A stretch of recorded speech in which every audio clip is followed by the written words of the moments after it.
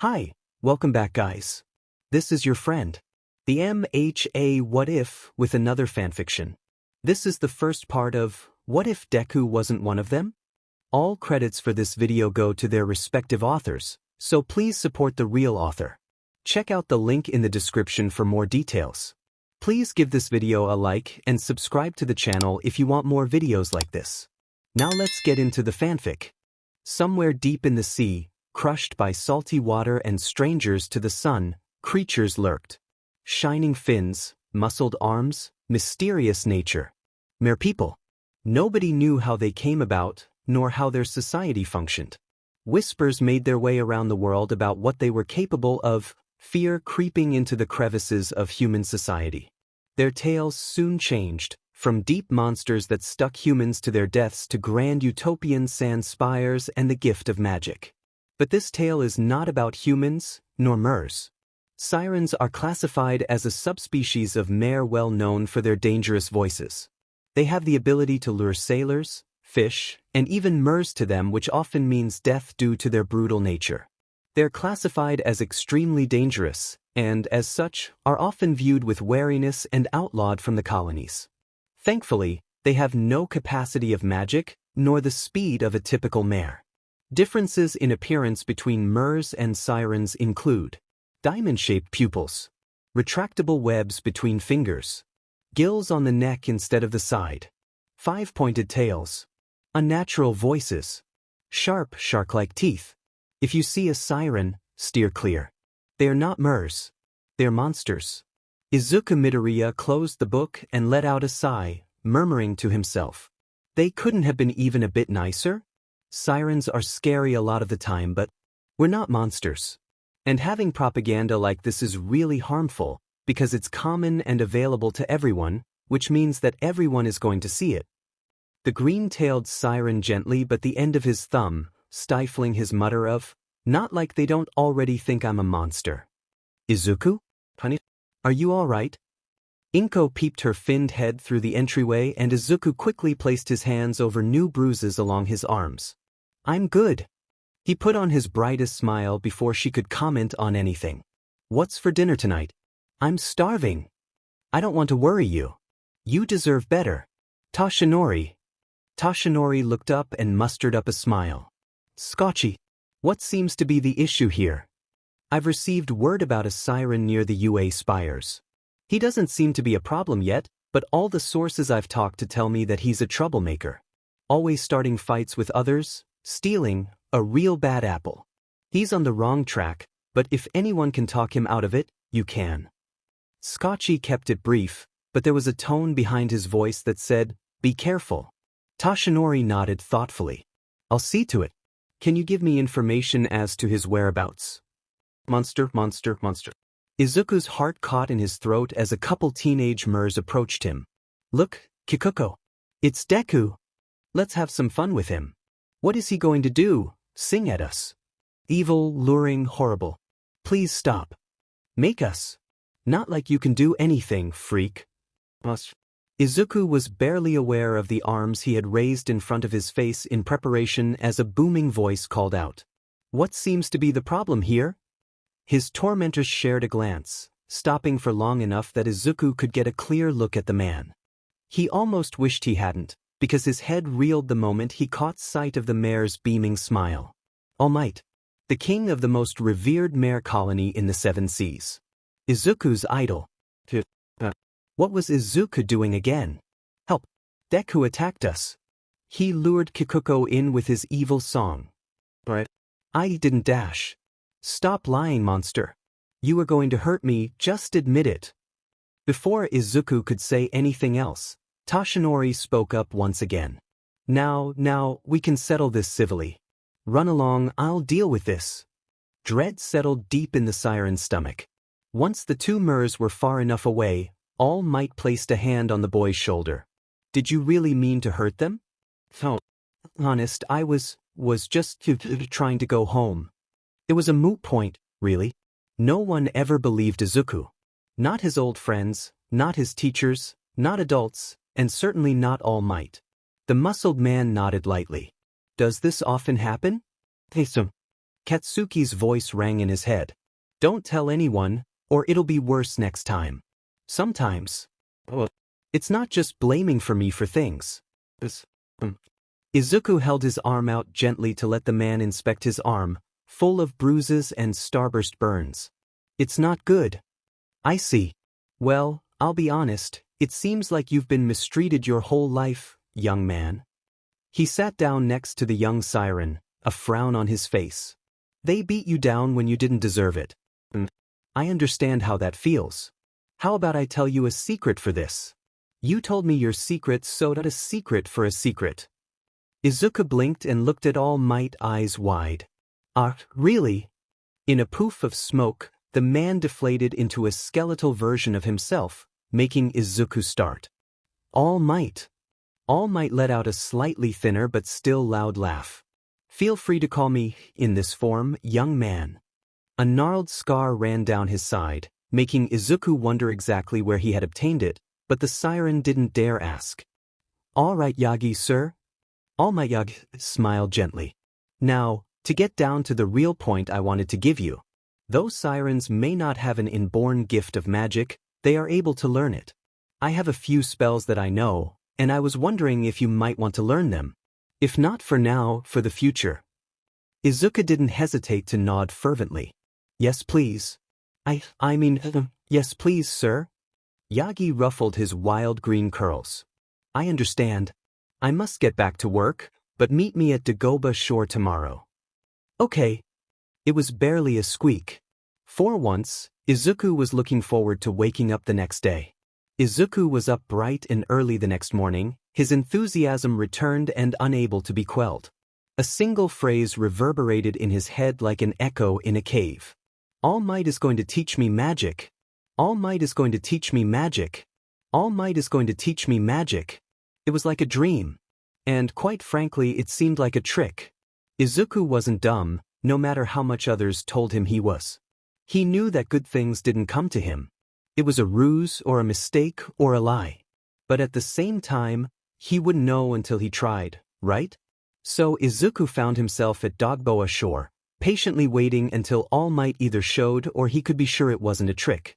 Time seemed to go by as quickly as a sea slug's crawl, but sure enough, a mare larger than life even in his small form approached in the distance. Young Midoriya. Good morning, my boy. Yagi grinned. It seemed so genuine, Izuku wanted to believe it. Good morning, sir. The young siren bowed gently. No need for formalities, son. The man chuckled. Izuku flushed with heat and muttered an apology that Yagi quickly brushed off. No need for that. Now, shall we get started? I have a question? Of course. What is it? Can sirens even learn magic? I thought it was impossible. I tried. A lot. Izuku's mind circled back to the majority of his childhood, where he tried to summon up even an ounce of mare magic. It was always futile. I'm positive they can. Between you and me, my boy, I'm quite a lot like you. Izuku blinked. What? I'm half siren as well. What?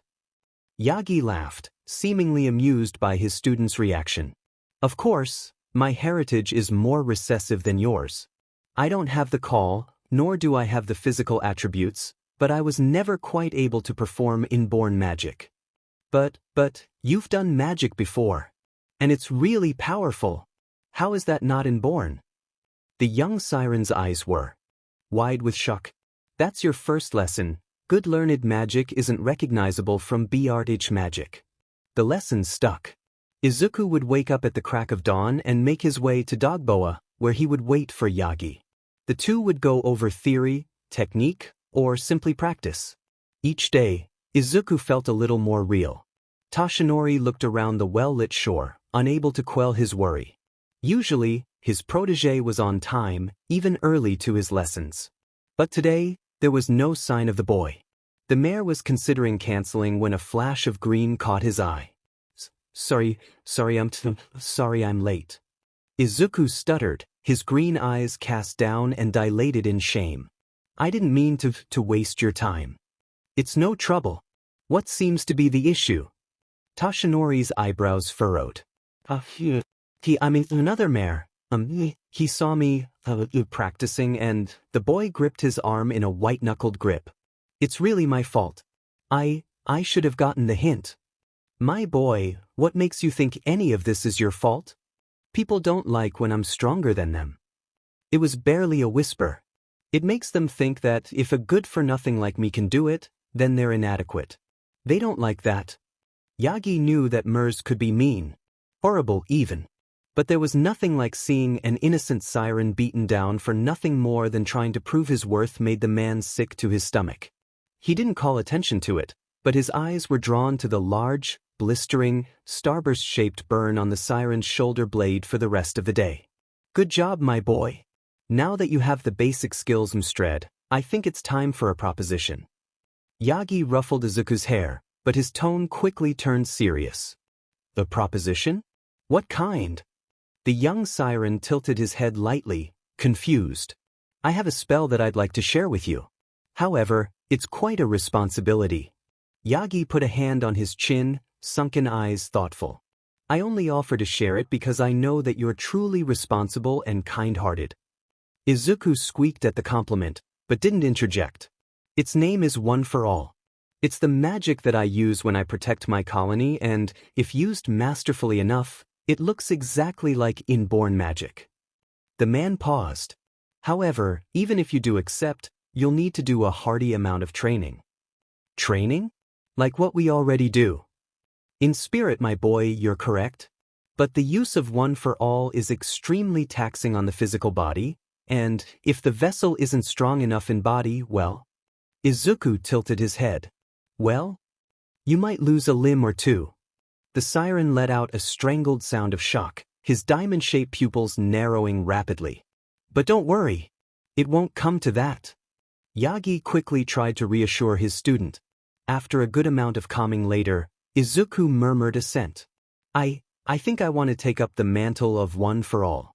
Even if the consequences if used improperly are really as bad as you said, even if I lose every limb in my body trying, I'll regret it forever if I denied a chance like this. A grin lit up Yagi's face. I'm glad to hear it. In that case, let's start our training as soon as possible. Izuku looked over the plan his mentor had created for him, guilt swirling in his chest. It felt so unfair that out of all the fish in the sea, he was the one chosen. He, the siren who couldn't lift a finger to defend himself. He, the boy who was so socially incompetent that he wasn't sure when someone was being friendly or hostile. He, the hybrid with an extremely annoying muttering problem. So why had All Might chosen him? Of course he was grateful, but the feeling of inadequacy deep in his gut whispered that he would end up disappointing the man who had put so much trust in him, intentional or not, because that's just what he did. Izuku was undeniably a coward. And he knew that no matter what he did, he would never be someone worth Yagi's time. But that didn't stop him from trying. Toshinori was a bit surprised to find his successor arrive at the same time as him the next day, slightly winded, carrying a bag at his side. Good morning, young Midoriya. The mayor figured he wouldn't pry. After all, if Midoriya decided that he wanted to share, Toshinori would find out soon enough. Good morning, Yagi. The green-haired boy rifled through his bag. I bought something. For you. Mom cooked extra salmon and I thought you might want it since I've never actually seen in to hurt that salmon seasatada gestansen seesaw that scary was wondering if I had problems with our stomach and dash. Midoriya devolved into muttering, face red. Toshinori was touched. If he hadn't thought of the boy as the son he never had already, well, he certainly was now. That's very thoughtful, my boy. You're quite perceptive if you manage to connect my scar to eating issues. Midoriya seemed to sag with relief. I knew it was a stretch, but I wanted to do something nice for you, since you're going out of your way to train a Deku like me. His voice wavered at the end, and Toshinori had the sudden urge to wrap the boy in a blanket and reassure him until the siren knew how much he was worth. To Toshinori's credit, he managed to restrain himself. Young Midoriya, that's my student you're talking about. Be kind to him. Midoriya blinked. Huh. Instead of explaining, Toshinori went on. In fact, he's quite the student. Empathetic, intelligent, and kind-hearted. I don't regret teaching him for a second. So I would appreciate it if you tried to view him in the same way. The siren seemed to understand. At least, that's what Toshinori hoped the tears at the corners of his eyes meant. At once, Midoriya rushed forward and enveloped Toshinori in a surprisingly strong hug, bubbly tears leaking out of his eyes. Thank you. It's no trouble, my boy. Alright, my boy. You've done amazingly, truly. Look at this shoreline. Yagi gestured to Dogboa, now free of the clutter that used to plague it. It's quite a feat. What happens now? Now, young Midoriya, you get one for all. Excitement welled up inside Izuku.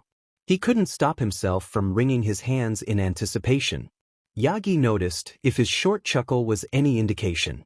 I apologize for the way it's transferred. His mentor winced, and before Izuku could say anything further, the man had already pulled a golden hair from his head. Eat this. What? Brightly colored magenta veins curled around Izuku's arm with a low whoosh as he turned on one for all. It was still so strange to think that he had magic now, after a life of powerlessness and longing. With a slight sigh, he turned it off, his mind wandering to the conversation with Yagi that he'd had earlier. I don't think it would be sensible to remain outside the colonies when you have magic now. The man had taken a place beside Izuku, eyes sunken but soft with fondness. What do you mean? I'm not a mayor, and sirens are banned from all colonies. I never had a choice to become a part of one. I still don't. Ah, but you forget that rules can be changed. Your information is outdated. I changed that rule once I came to power. Yagi had a knowing smile. But that's you. I can't dash. Just think about it, okay? You don't have to decide just yet, and if you prefer being out here, then I completely understand. But I urge you to consider the pros of joining UA. Izuku's lips thinned. He hadn't realized his arm had begun to sting. The boy turned his power off. As if I'm good enough to join UA. I don't know what Yagi sees in me. He could have picked 1,000 different MERS, and all of them would be more talented and better suited to it than me. What a joke. A rumbling roar came from the open sea below him, off a steep drop-off barely ahead of where he was sitting. There was an unspoken rule that he shouldn't go past here, shouldn't go into physical and emotional danger, but as he launched off of the rocky seabed, the only thing that went through his mind was the need to save. Heartbeat thumping in his chest, Izuku swam as quickly as he could to the origin of the sound. Pinpricks of color caught his eye, and as they got closer, Izuku's heart dropped. A pink mare was doing her best to fight off a sea serpent. It was rather impressive, and would have been more so if it were any other creature. Serpents were cunning and ruthless creatures, able to outdo even most magic. And worse, they enjoyed playing with their catches. Those who died from an attack would suffer a long, painful death. As it was, the girl was losing, getting sloppier at dodging and counterstriking by the second. Finally Izuku got close enough, and with all his intent, aimed a melody at the beast. Go away, leave be your prey. Leave the innocent be, listen to this plea. Go away, go now, go far, and don't delay back to where you once were. He sang until his voice was hoarse, and then grabbed the girl's hand, leading her into the kelp tangles to wait out the beast, just in case it came back. The great thing about the kelp was that pursuers often got lost in its swaying depths or caught up in the vines. It was a useful trick, and one that Izuku wished he hadn't learned from personal experience. The siren collapsed in the sand, breathing from adrenaline and exertion. The stranger did no such thing, instead turning on him with a look in her eyes that Izuku had rarely seen before, much less directed at him. Admiration. That was amazing. Why would I be mad? You saved my life. I thought I was a goner for a sec there. The brunette had a large grin on her face. But I'm a siren and dash. And? It doesn't matter to me. I can't really afford to be picky about who saves my skin. She held out a hand. I'm Achiko Uraraka. What's your name? Izuku Midoriya. He thought for a second. Why are you out here anyways? Not that you don't have the right to go anywhere else, but... Sorry. Uraraka giggled, The pink marks on her cheeks shifted by the weight of her smile. No prob. One of my classmates asked me to go grab something for them and I got a teensy bit lost. She shrugged. All's well that ends well. Kiri can grab it himself. Oh, you must be from UA then. Izuku ignored the sour feeling that welled up inside him. He had no right to be upset. He turned that opportunity down already. That was the end of it, so it didn't make sense to linger on it. Yep. How'd you know? It's the closest colony to here, and you mentioned a class, which is one of its most known features, so... That's so cool. I bet you're really smart. Do you have anyone to take you back? The siren quickly changed the subject, and to his gratitude, Uraraka latched onto it. Nope. Mind if you come with? I don't want to run into trouble, and also, it's not every day you meet a new person. She grabbed his wrist and started swimming as if it were the most natural thing to talk with him. So, Midoriya, what's your favorite color? Mine's pink. Red. Their small talk continued until they got to UA. Izuku wanted to be careful about the stranger, but she seemed so genuine that he couldn't help the happiness that bubbled in his chest. Too soon for his liking, the two arrived at the towering sand spires that made up UA. A black anglerfish mare met them at the entrance. Uraraka, that was extremely reckless. You are to tell a teacher whenever you venture out that far. You're lucky that Kirishima had the sense to notify me when you were gone too long. For now, you're off the hook, since you didn't know, but there will be punishment next time, understood? The man had flowing black hair and a long, thin scarf bunched around his neck. His red eyes were piercing, sending a shiver down Izuku's spine. Understood, Mr. Aizawa. Uraraka didn't seem daunted. As for you, the teacher, Aizawa's eyes met Izuku's too soon for the latter's liking, but they quickly softened. Thank you for skirting her back. My students do some problematic things, but it's good to know that she didn't run into too much trouble. Uraraka filled the silence while Izuku was thinking about what to say over his panic and surprise over an adult that didn't hate him for doing nothing. Actually, about that. Aizawa's lips thinned. Yes. I might have run into an, sea serpent? And Midoriya saved me? You what? He didn't seem surprised, just annoyed. How did you two even get away? Izuku finally managed to stutter out a response. Well, I'd imagine it has something to do with you being a siren? The boy let out a little eep of surprise. Yes. Sorry, Don't get me wrong, I don't mind. You saved one of my students, and for that, you should be given a chance. I'll be frank, Midoriya. The way you acted today was heroic, that's more than can be said of most MERS. Yagi has talked about you, and at first I was hesitant, but there's no doubt you should be recommended for this colony. What? But I could be anyone and, you don't even know me and .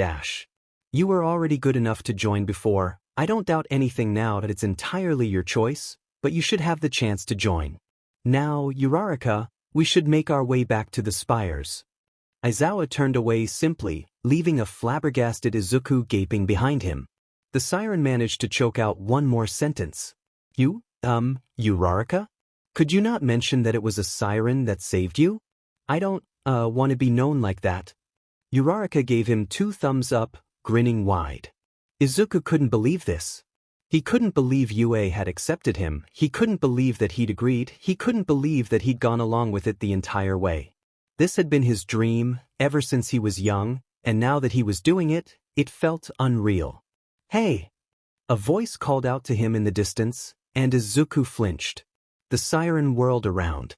His viridian eyes met bright crimson, and for a second, they looked dauntingly familiar. His heart stopped. What kind of karma did I have in my last life, that my tormentor is the first one I meet at the start of a new prospect? This is it. This is where I die. Kakin is going to kill me for this. Dude, are you okay? I didn't mean to startle you so bad. Suddenly, Izuku could breathe again. I'm alright, I get startled easily. He smiled sheepishly, which the stranger returned tenfold. Gee, you looked like you had a heart attack for a second. Izuku gently chuckled, letting his eyes wander. Why, yeah. Nope. It was certain, the gods hated him. Right beside the friendly redhead was a glowering blonde, the exact opposite of what Izuku wanted to see right now. He raised a hand in greeting, already planning his gravestone. Hi, Kaken. Katsuki's glare upped in venom by about 100 times. Meanwhile, the friendly mare looked between them. Wait, you two know each other? That's awesome. It'll save time on introductions. Hi, I'm Ajiro Kirishima. This is our resident pufferfish, Bakugo Dash. I'm not a goddamn pufferfish Dash. But I'm sure you already know that. Gee, I never knew he would. Allow someone to call him a cutesy nickname like Kaken. I don't, he's annoying as F and uses it anyways. Keep telling yourself that, bud. Katsuki physically growled, and Izuku felt himself inching back. Am I? Izuku Midoriya. Good to meet you. I'm new here. You're the dude who saved Uraraka, right? Which colony are you from? I'm not from a colony, actually. Kirishima gasped, as if Izuku had admitted to slaying a monstrous sea serpent. Never been in a colony? Dude, there are humans out there. Or even worse, sirens. Izuku's heart dropped. I've never seen one in person, but the way they're described, those things are terrifying. At least you never have a chance of seeing one in these colonies. All might drop that rule, but I don't think any are friendly enough to be allowed in. Heck, even if it was friendly enough, with that voice? I'm not sure I would trust it. Come to think of it, have you ever seen one? Every word was like acid on Izuku's skin, but he grinned through it, misery welling up in his chest. Not like Kirishima could tell. Katsuki was smirking, meeting the siren's eyes dead-on. And not really? I don't know. Izuku tried to make it sound convincing. After all, his father left before he could remember, so he'd never technically met a full siren. It's probably for the best. Hey, by the way, what kind of mare are you? I don't think I've ever seen a tail with those fin patterns before. Kirishima waited patiently for an answer. Izuku saw Katsuki open his mouth, and all thoughts stopped as he blurted out, "Glowfish." Why, yeah, I'm a glowfish. Well, half glowfish. My dad's a betta, so I kind of inherited some of his fins. Kirishima nodded, and suddenly, Katsuki's glare was deadly. The blonde lunged forward and grabbed his wrist in a forceful hold, light explosions blistering Izuku's skin. The siren tried not to let his expression contort. I think you and I need to have a talk, Deku. You effing liar. Katsuki let Deku's wrist go and shoved the other boy to the ground, snarling. What the F was that? Deku had the nerve to stutter out. Dash.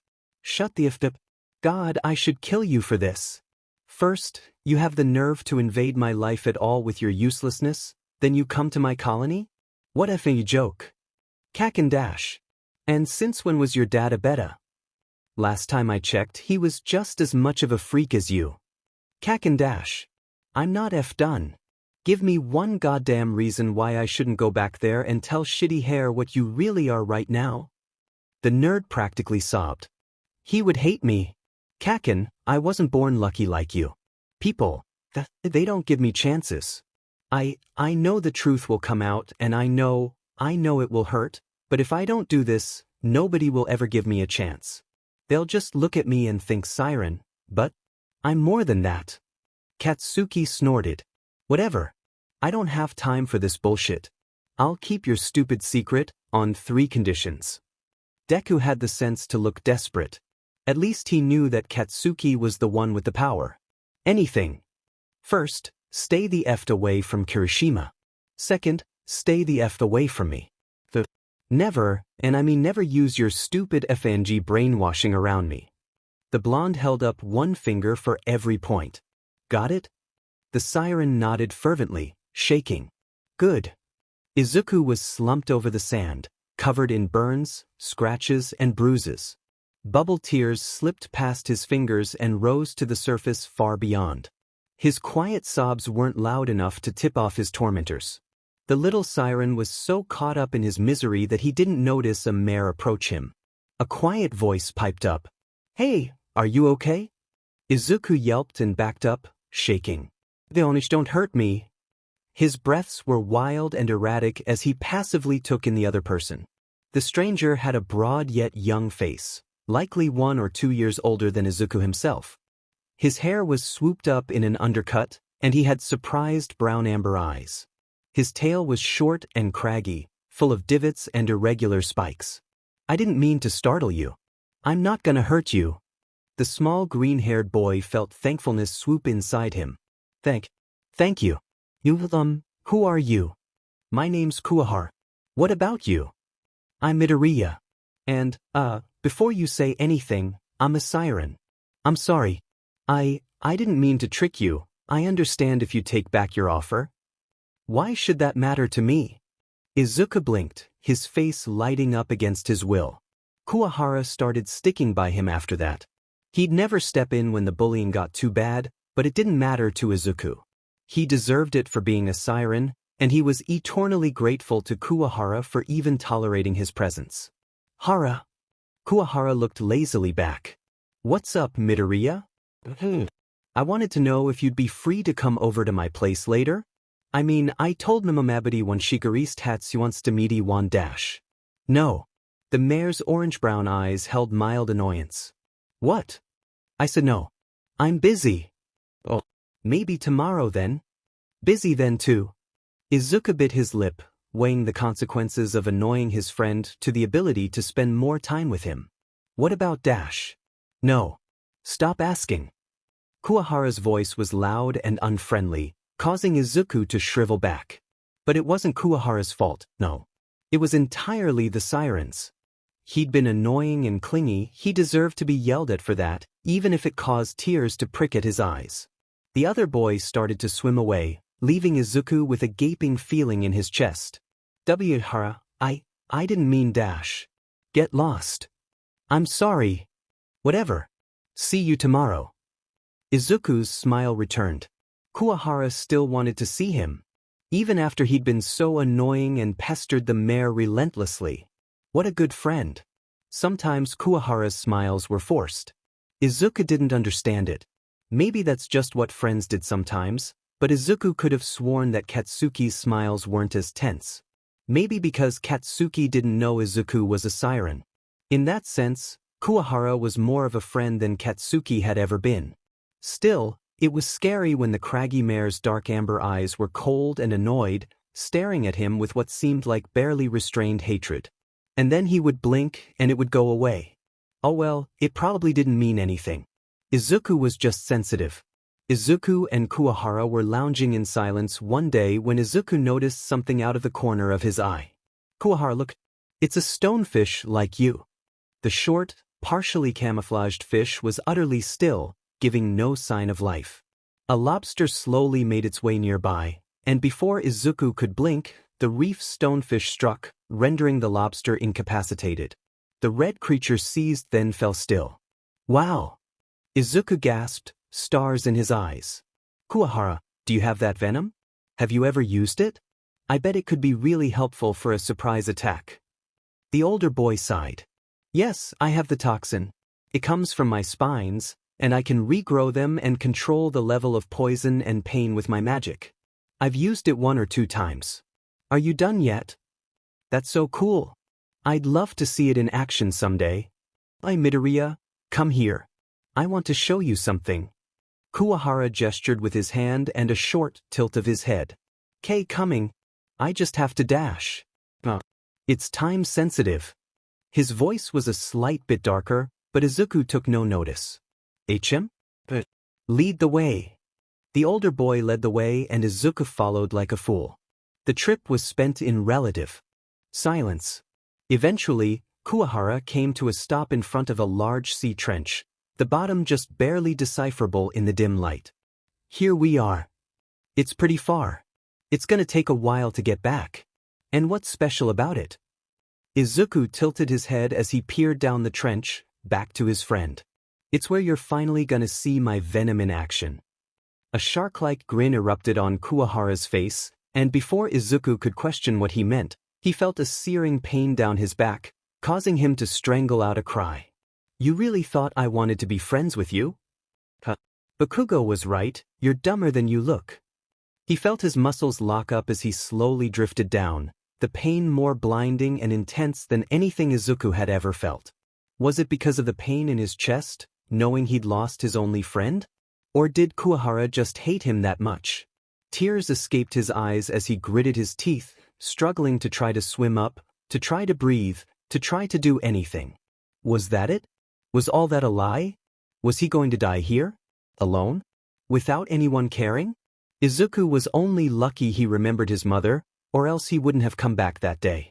Izuku awoke and sat ramrod straight, breathing for breath and shaking. His eyes took in his unfamiliar surroundings. That's right. He wasn't back there. He was at UA, where he had friends. He let out a humorless laugh, more for his own sake than anything else. It was so dumb how he'd let Kuwahara shape him. And even now, years later, he'd still tremble around Mers who were kind to him.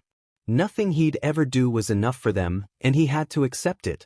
He was alone, and he would always be alone.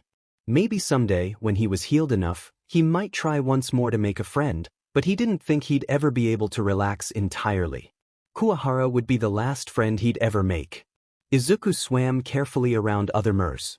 It was odd, being able to blend into the crowd without being ostracized. Up ahead, he saw pale pink fins, and against his will, he felt hope in his chest. Uraraka. I'm glad you're safe. She turned and a wide grin split her face. Midoriya. You made it in. Yeah, I did. Izuku gave what he hoped was an agreeable smile. Ida, come here, I want you to meet someone. At Uraraka's call, a blue-haired mare with square glasses and an oddly polygonal face came up to meet them. He had a large fin across his back, no doubt to help with speed, and were those specialized fins on his tail? No doubt his magic was something to do with speed because, why yes, my magic does let me adjust my swimming speed. Ida nodded, causing Izuku to go red. He had been muttering. Pleased to meet you, my name is Ida. Sorry, bad habit. I'm Midoriya. Ida held out a broad hand, which Izuku hesitantly shook. I'm glad you have made it into UA, for that show of bravery in saving Uraraka was immense. I respect your drive and morals, for Ida went on, but by that point, Izuku wasn't listening. It's not as if he disliked the blue mare, it was just strange. His heart was hammering in his chest painfully. If Ida knew what he could do, knew what he was, would he still be good-naturedly lecturing him? Midoriya. Uraraka waved a hand in front of his face.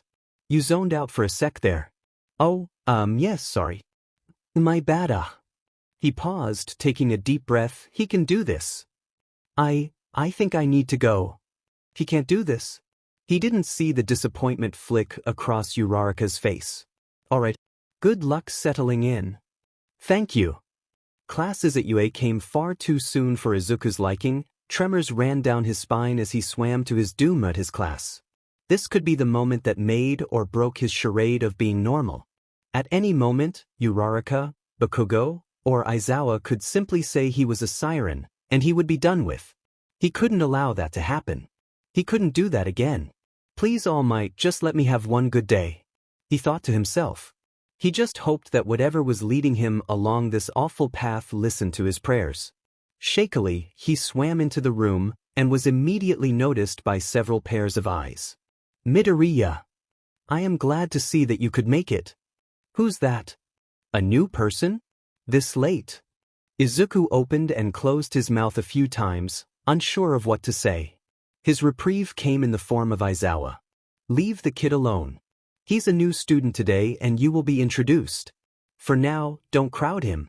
You're making him uncomfortable.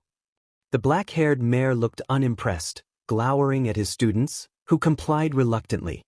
Thank you, Izuku murmured, wringing his webbed hands. Quietly, he caught the man's attention once more. Mr. Aizawa? Could you not mention Dash? You don't have to finish that, kid. I understand. Your kind aren't treated well. It would be rational to make a good first impression and then tell them later. Your secret is safe with me, just don't leave it like that too long, and don't blatantly lie. Izuku nodded once, hope swelling in his chest. This is Izuku Midoriya. He's a new student that will be joining you today. Treat him with respect and kindness. That is all. With that, Aizawa left, unintentionally leaving Izuku as the victim to the class's curiosity. Welcome to UA.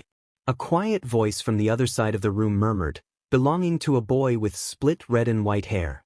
What's your power? This time, it was from a boy with a lightning strike in his hair.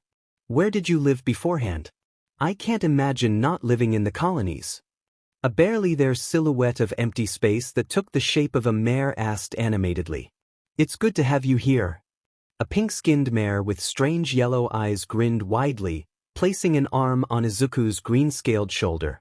Why have you arrived so late in the year? A large, many-armed mare. It seems a little strange to me. Why is he so quiet? A girl with glossy black hair pulled up in a ponytail. She looked concerned.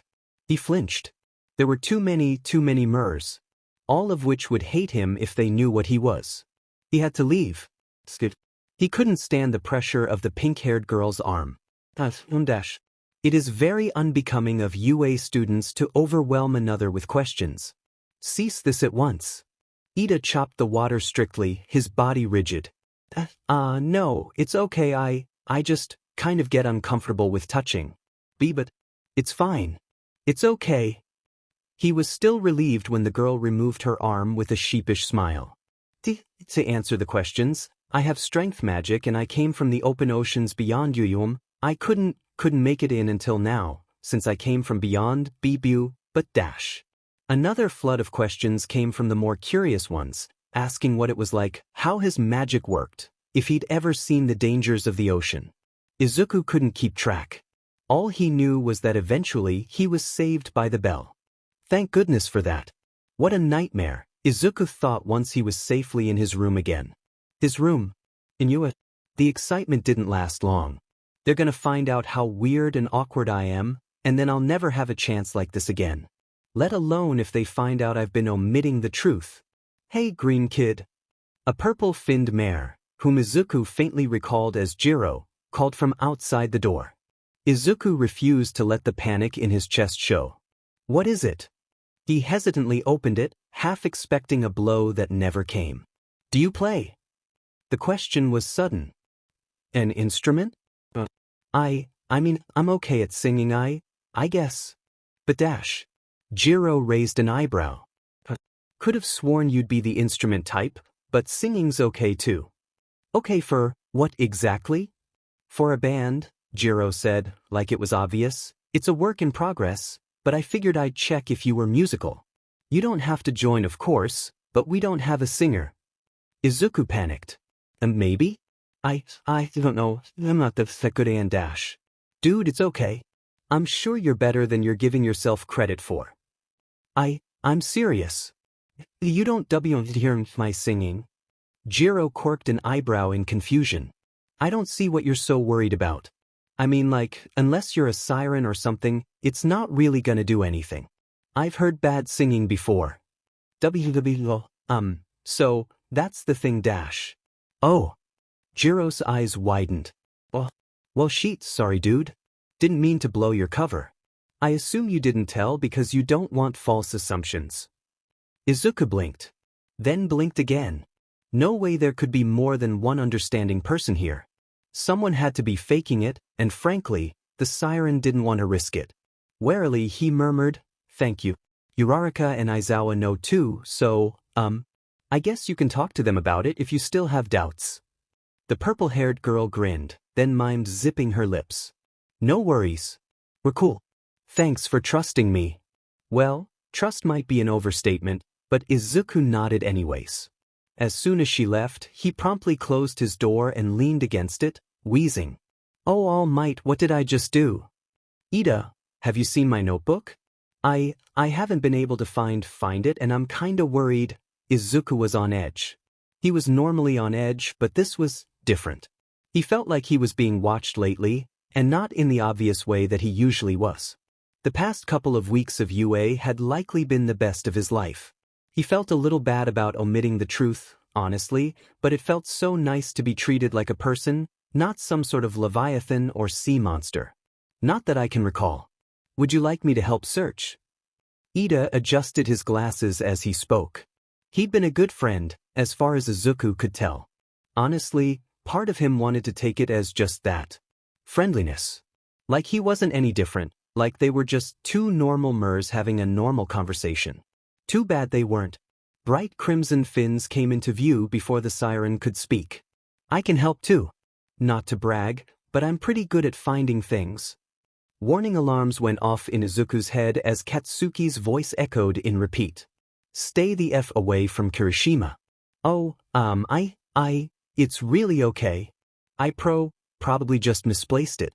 Thanks though. Izuku hastily escaped the situation. Behind him, Ida and Kirishima shared a look.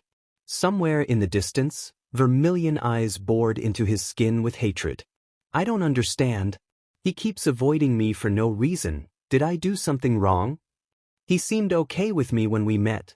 Ajiro put his hands over his face in dismay, groaning. Katsuki raised an eyebrow, arms crossed. You're not missing anything. The nerd's annoying as F dashed. Ajiro huffed. Okay, Blasty, I get you're not good with people, but you don't have to go that far. I actually want to know what I did wrong. He seems like a cool guy.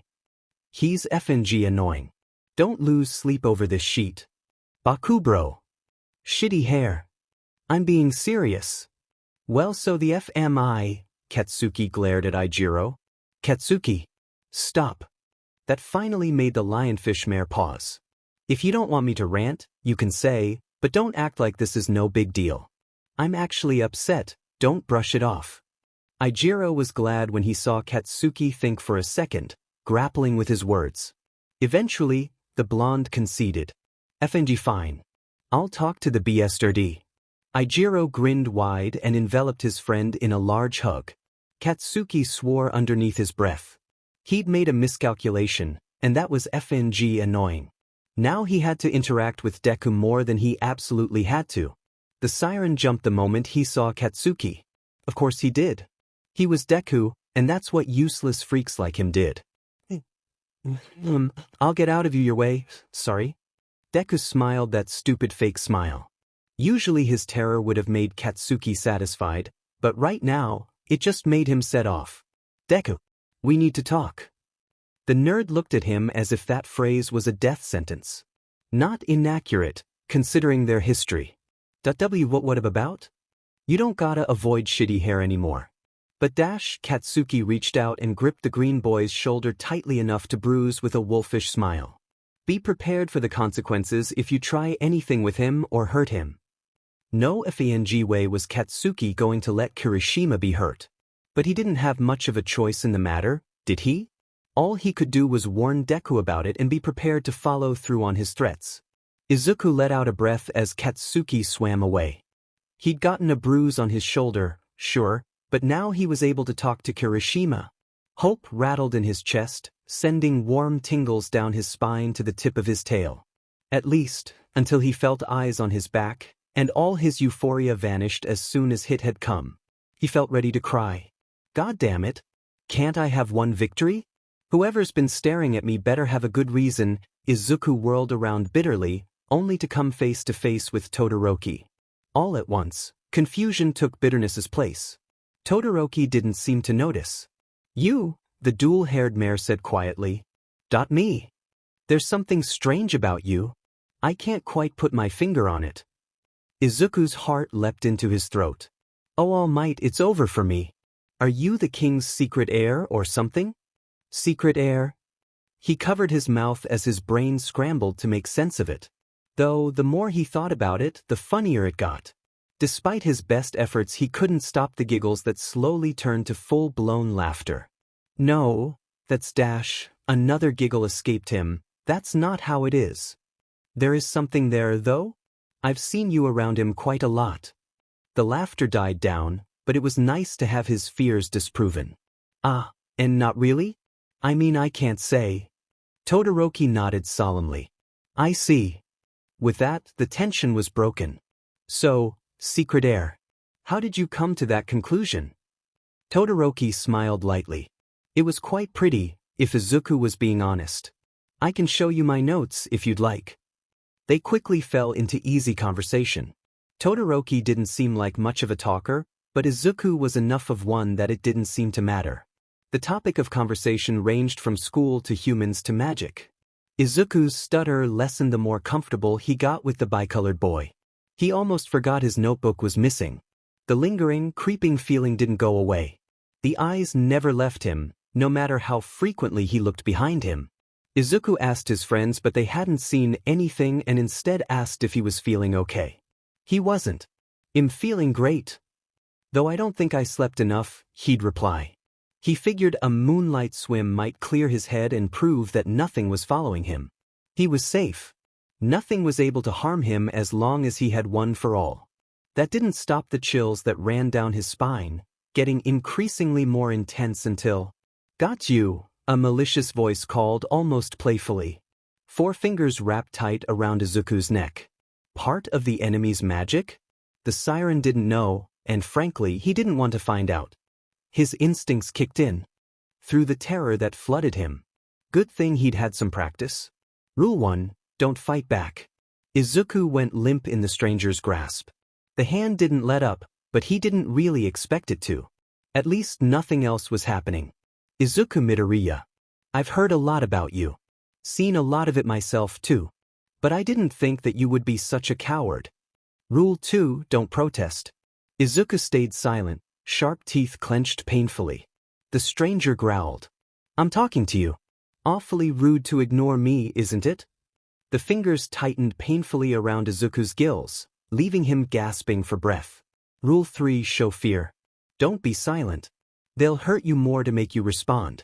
"Who dash?" Izuku took in a shallow gulp of seawater. "Who are we? Oh, how unfortunate. I forgot to introduce myself." Blue-gray hair came into Izuku's view.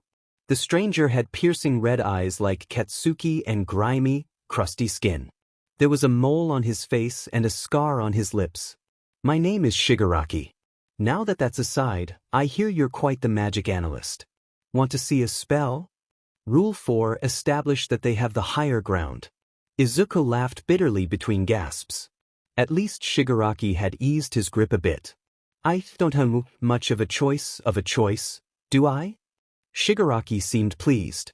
"That's the attitude I like to hear. God, I hate the hero types who try to fight back and deny when they're in a bad position." He hummed lightly, as if he wasn't threatening someone's life, and picked up a rock from the ground. The moment all 5 fingers touched it, the pebble turned to silt on the current. Izuku could feel the hand on his neck get heavier. "Want to take a shot at analyzing it?" Rule 5, comply with requests. It's some sort of decay mom magic, right? By touching it with all your fingers, you can disintegrate it. Impressive. You're spot on. And now you see why you can't sing yourself out of this situation. See, the moment you start, I'll put my last finger down, and we'll see how well you can sing with your windpipe turned to ash. Shigaraki grinned maniacally. Rule 6, avoid asking questions unless it seems like they want it. I see. Dabi, why do you want me? Good question. You're chock full of smarts, aren't you? Well, I seem to have found some information that might concern you. You see, I know about your secret, little siren. Izuku's eyes widened. Rule 7, if you have a choice, take punishment, not leverage. That W won't hurt me. I don't know W what you want, but I'm not going to be blackmailed. Shigaraki hissed under his breath. Of course he ends up being a martyr. Just my luck. The hand tightened. Listen, kid. You're rational. Either you give me information on All Might or you end up being shunned. What would All Might think of you? What about your classmates? That 2-colored mare seemed quite fond of you. It would be a shame if he knew. Rule 8, don't involve others in your problems.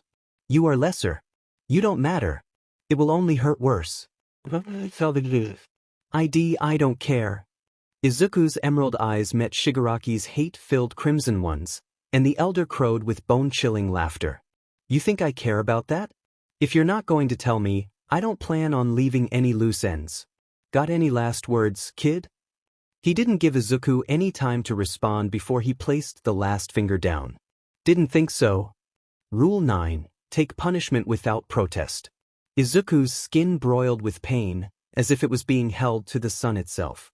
Another hand came down on his arm, and faintly, he heard screaming. Was it him that was making that sound? He couldn't tell. All he felt was pain, throbbing agony coursing through every vein. It stopped as suddenly as it started, though it felt like it had been hours. Faintly, he heard talking between Shigaraki and a deeper voice. An accomplice? Then, all was silent and still, except for the blood churning in the water above him. As he floated there, he dimly wondered if any sharks could smell it. Maybe it would shorten the time it would take to die. Rule 10. Treat all wounds when you arrive home. Keep your head down while leaving. Guess I won't be able to follow that rule today. Wish I'd been able to say goodbye. Izuku's consciousness faded as the sun started to rise above him. Midoriya. Shoto swam back to the spires with urgency. He didn't care about the dark sky, nor the storming currents. All he cared about was the body in his arms, slowly getting colder with every moment that passed. Midoriya lightly groaned. It was the only sign he was still alive. When had he started to care so much? When had his icy exterior been broken by the green-tailed mare in his arms? Perhaps green-tailed was incorrect. He was losing so much blood that his tail looked red. Shoto picked up the pace. "Recovery girl!" Shoto called out in desperation. For a few heartrending moments, he wondered if she'd even be in her office at this time. Midoriya wouldn't last even an hour without treatment, and Shoto wasn't willing to risk it. He called out once more. The door swung open. Relief swamped Shoto as Chio Shizenji, the healer of the Spires, appeared in the entrance. Without a word, she assessed the situation and took Midoriya in her arms. "Thank you for bringing him to me. He's in bad shape. Did you see what happened?" Just like that, Shoto recalled what he had seen. Shoto swam out of the Spires. It was suffocating in there. He'd rather be out in the early rays of dawn than cooped up inside a claustrophobic shelter with only his nightmare to keep him awake. The reefs gently glowed with pre-sunlight. He felt content. And then he heard the screaming. His instincts kicked in and he raced to the source, only to find a retreating man whom Shoto couldn't make out and Midoriya, hunched up and bleeding out of two places. Midoriya! The stranger looked back, and all Shoto could see were hateful red eyes before a portal swallowed the man. Izuku hurt. All over. That's the first thing he noticed when he came to about a day later. He let out a faint sound and gently opened his eyes, breathing shallowly all the while. "Don't try to swim." The woman's voice was firm. Izuku recognized it at once. Miss Shizenji, often dubbed Recovery Girl, for her potent healing magic. "Your arm was absolutely mangled. And that's not even mentioning your wrecked gills. I barely managed to get them in working order. How in 7 seas did they get that way?" Memories came back to Izuku in a panic. He sat up, his breath was suddenly taken away. "Shigaraki!" The siren couldn't even get the words out. I almost died and I was okay with it. Would anyone have noticed? Would anyone have cared? Why do these things always happen to me? What am I doing wrong?" A hand clasped his. "Midoriya. Look at me. You need to calm down.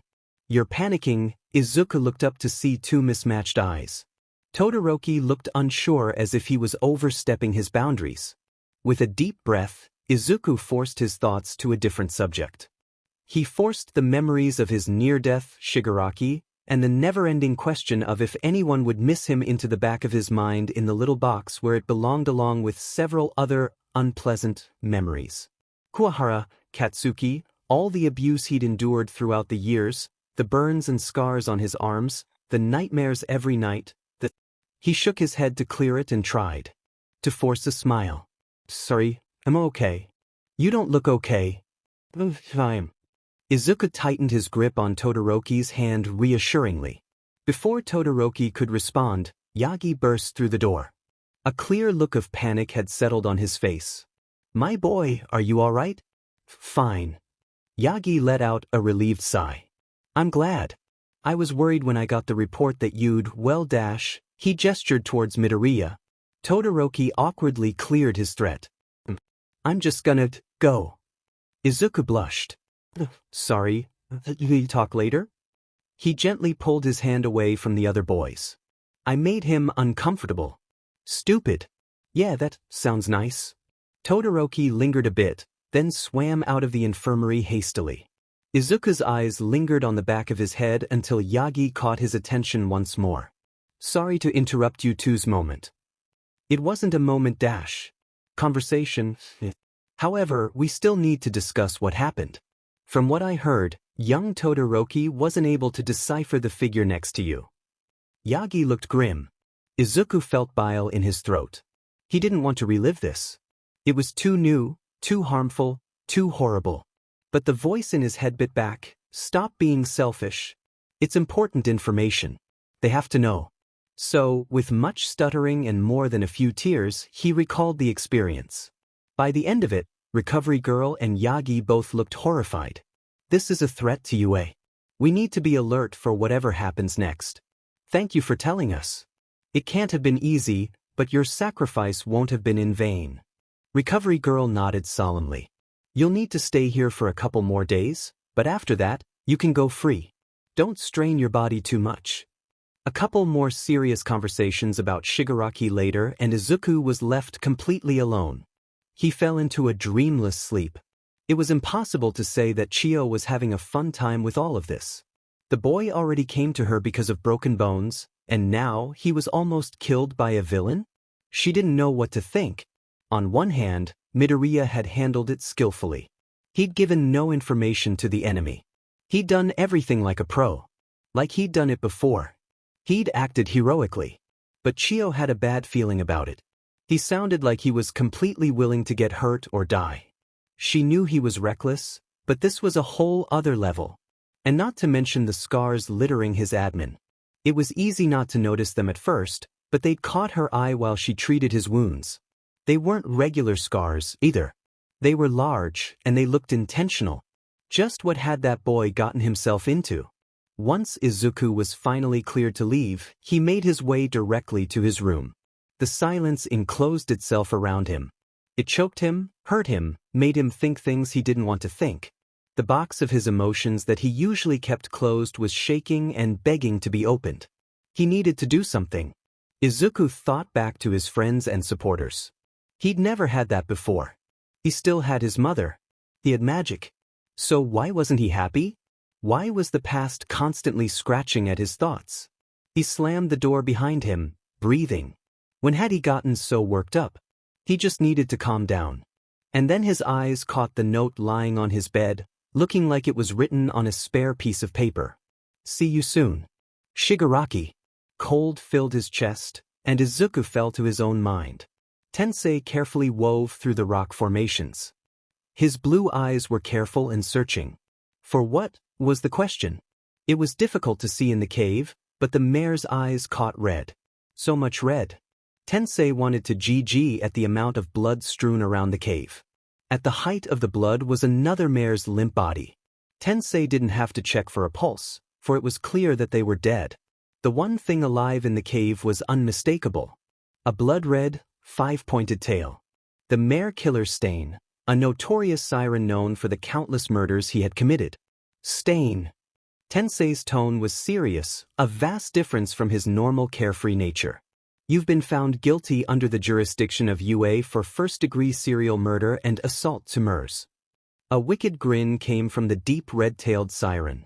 The points on his fingers and tail were prominent even in the dark lighting. Tensei Ida. Another corrupt mare. Of course. Tensei tried to remove the fear from his chest. It's just siren song. You have him cornered. There's no reason to be intimidated. Come peacefully and you won't be harmed. On the contrary, little hero, you're the one that will be harmed. A knife pierced Tensei's torso, and suddenly he couldn't move. Stain loomed above him. I'll go easy on you. You've been corrupted by outside forces. But that doesn't mean you're free of blame. So, just for good measure, I'll make sure you don't contaminate the seas anymore. Tensei felt a blinding hot pain on his spine, and then nothing. I'm just saying, Bakugo could totally cook with just his magic. Uraraka argued, her pink-marked cheeks full of seaweed. And I'm saying he's tried before. It blew up in his face. Literally. The fish just dash. Midoriya mimicked an explosion. Guts all over his face. He wasn't happy. Uraraka giggled and Tenya smiled. He was lucky to have such good friends, truly. Midoriya was new, but that didn't make him less genuine. Tenya Ida? A mare Tenya had never seen before approached him cautiously. That's me. Uraraka and Midoriya's gaze had shifted to him as well. What seems to be the issue? I have a message for you. It's urgent. The messenger handed over a note before departing. With shaky hands, Tenya opened it. Tenya Ida? This message concerns the welfare of your brother, Tensei Ida.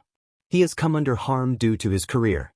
It suggested that you visit him in the infirmary as soon as possible. Only family members are allowed currently. Recovery girl and the members of the UA infirmary. Tenya's mouth turned to sandpaper. Somehow, he managed to choke out the words, I have to leave. I'll be back later.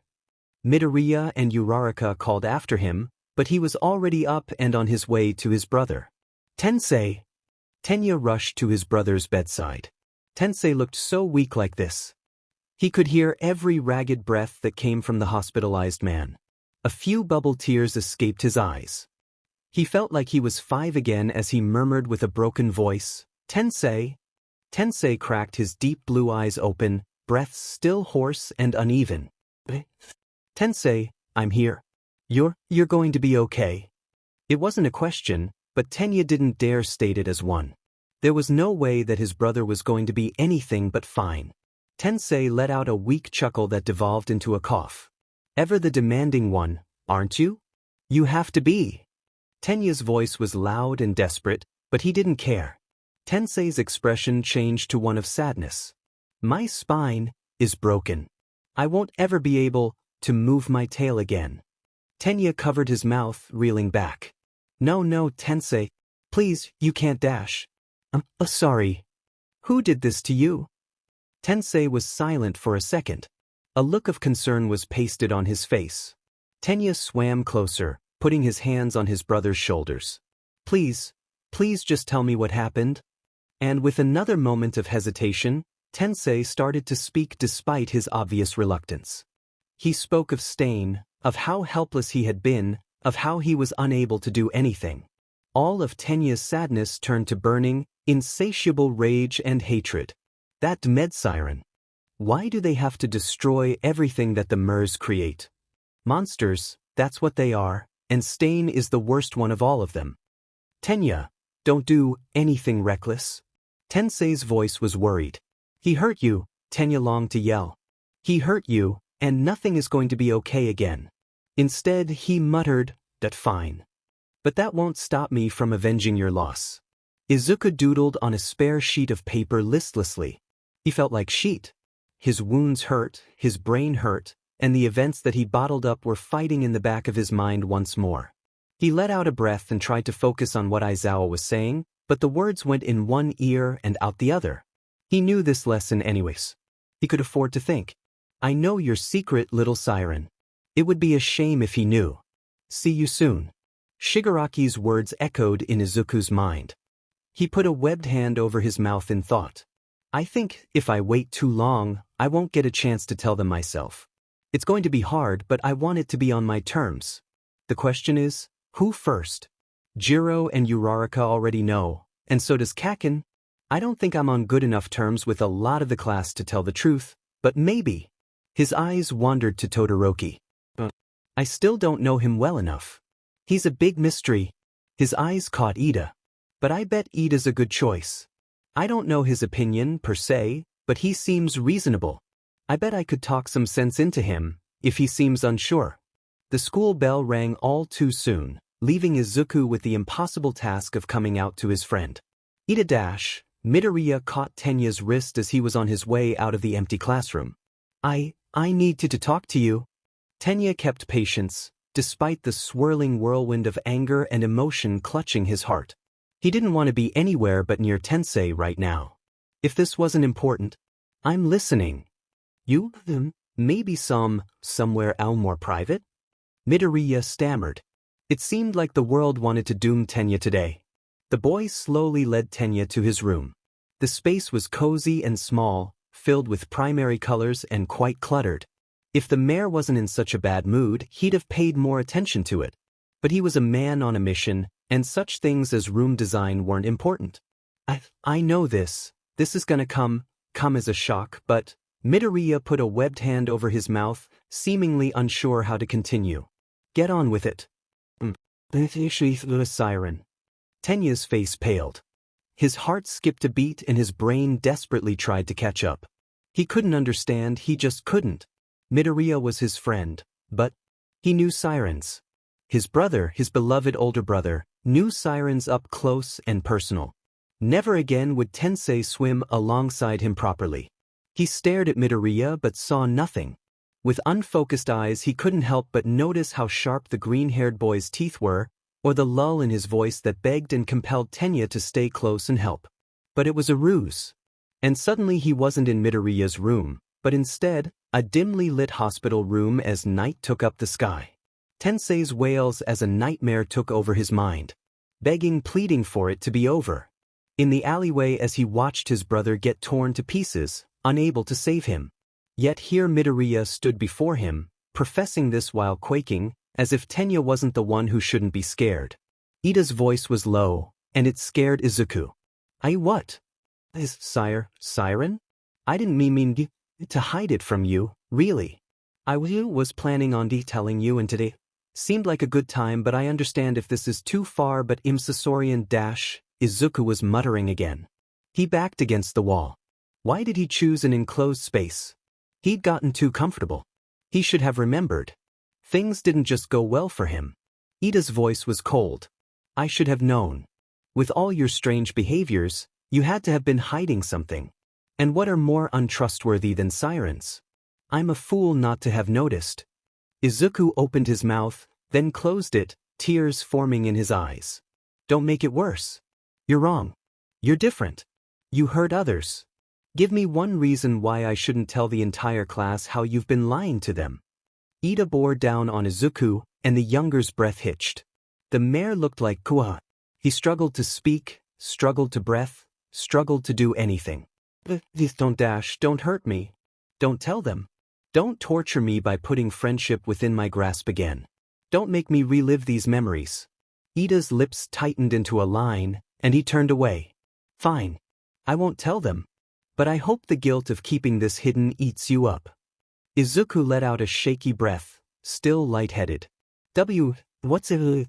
Can I do to make it up to you? You really want to make it up? Izuku nodded fervently.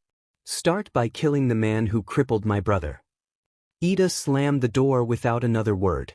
Achiko had noticed when Midoriya and Ida had started acting strangely.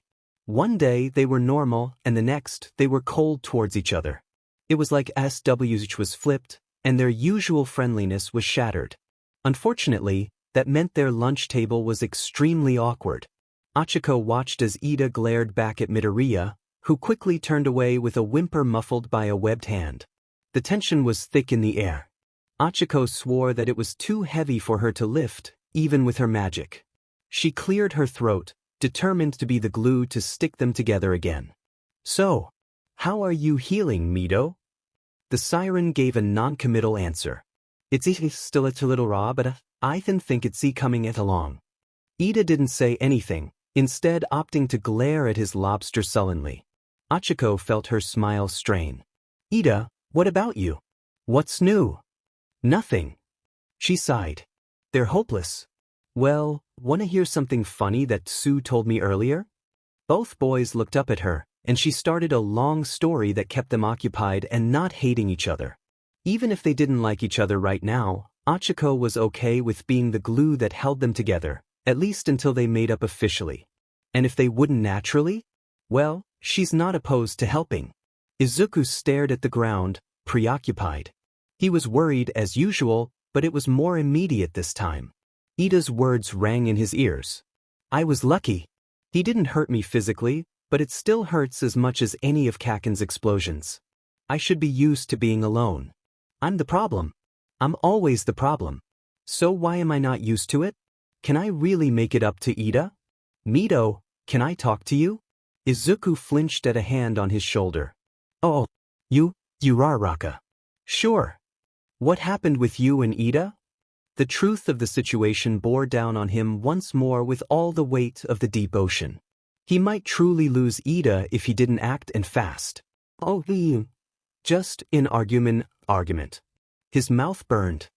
He longed to tell her, but he stopped himself. Uraraka's brows furrowed. About what? That's no normal argument. You can't tell her. She'll take Ida's side. She'll hurt you. Follow the rules. Izuku waved his hands in an attempt to dispel her worry. Nothing really. The angelfish mare didn't seem satisfied with the answer, but she knew better than to press. Izuku had enough to deal with. What's going on with you and Mito?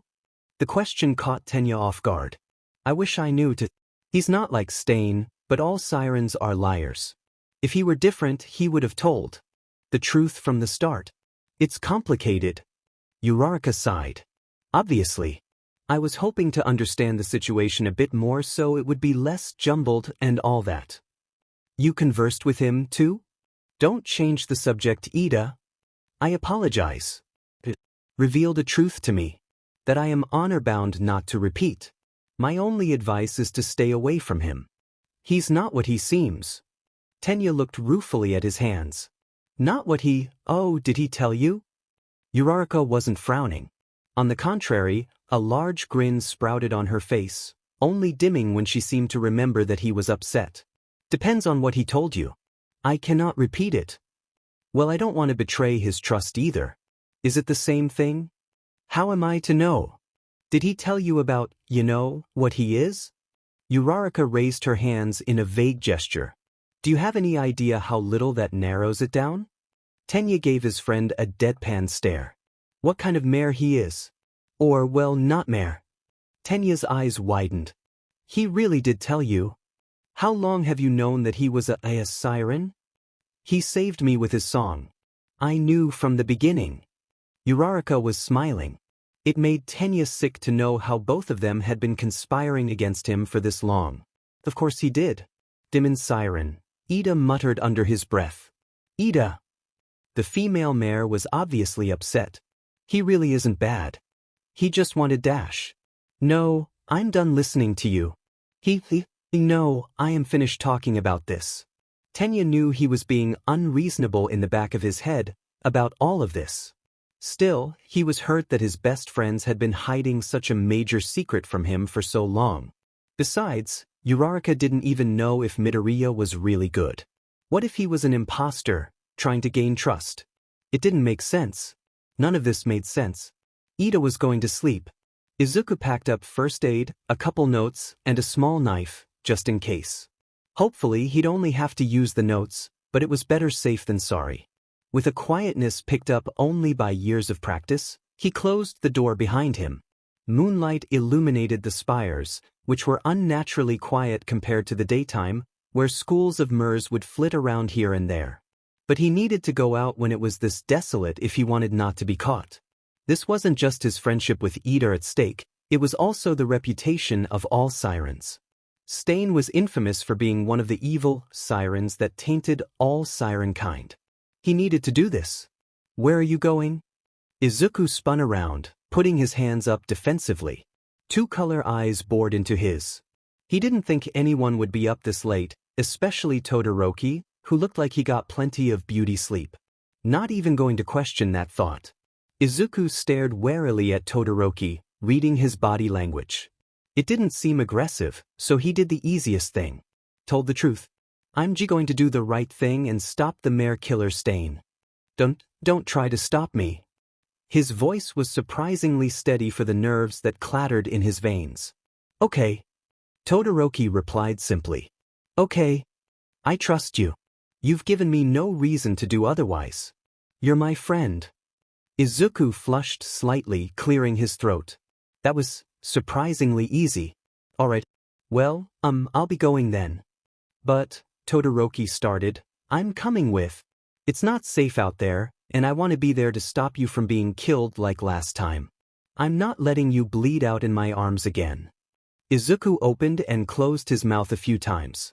He didn't know what to say.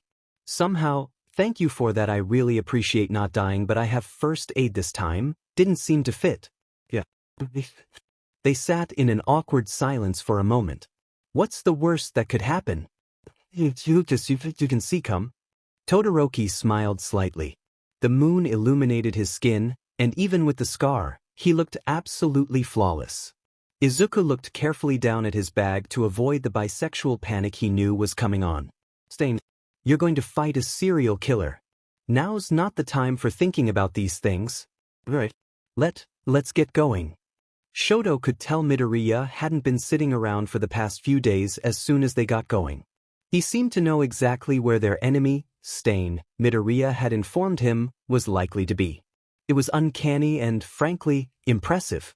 Everything that Midoriya did seemed to be strange and impressive, but his recklessness was clear in the scars littering his torso. Shoto couldn't help but wonder if there was something more behind that. He would end up getting himself killed one day if this pattern continued. Shoto wouldn't let that happen on his watch. Eventually, the green-tailed mare pointed to a cave and mouthed here. Shoto nodded and peered in. Sure enough, a red-tailed siren sharpened his knife. The stranger let out a chirp of a note, and against his will, Shoto let out a gasp at the otherworldly sound. Stain looked up and made eye contact with him. In a second, the cave flooded with ice. He's in there. He saw me. Shoto couldn't muster any other words. Midoriya only nodded and turned towards the cave entrance. A moment later, Stain burst through it, blood staining his torso. Looks like I have company. Didn't anyone ever tell you surprise attacks are dishonorable? And you? Stain's gaze was toxic, focused only on Midoriya. Why are you teaming up with this one? He's a mare. You're only making things worse for your kind. Our kind.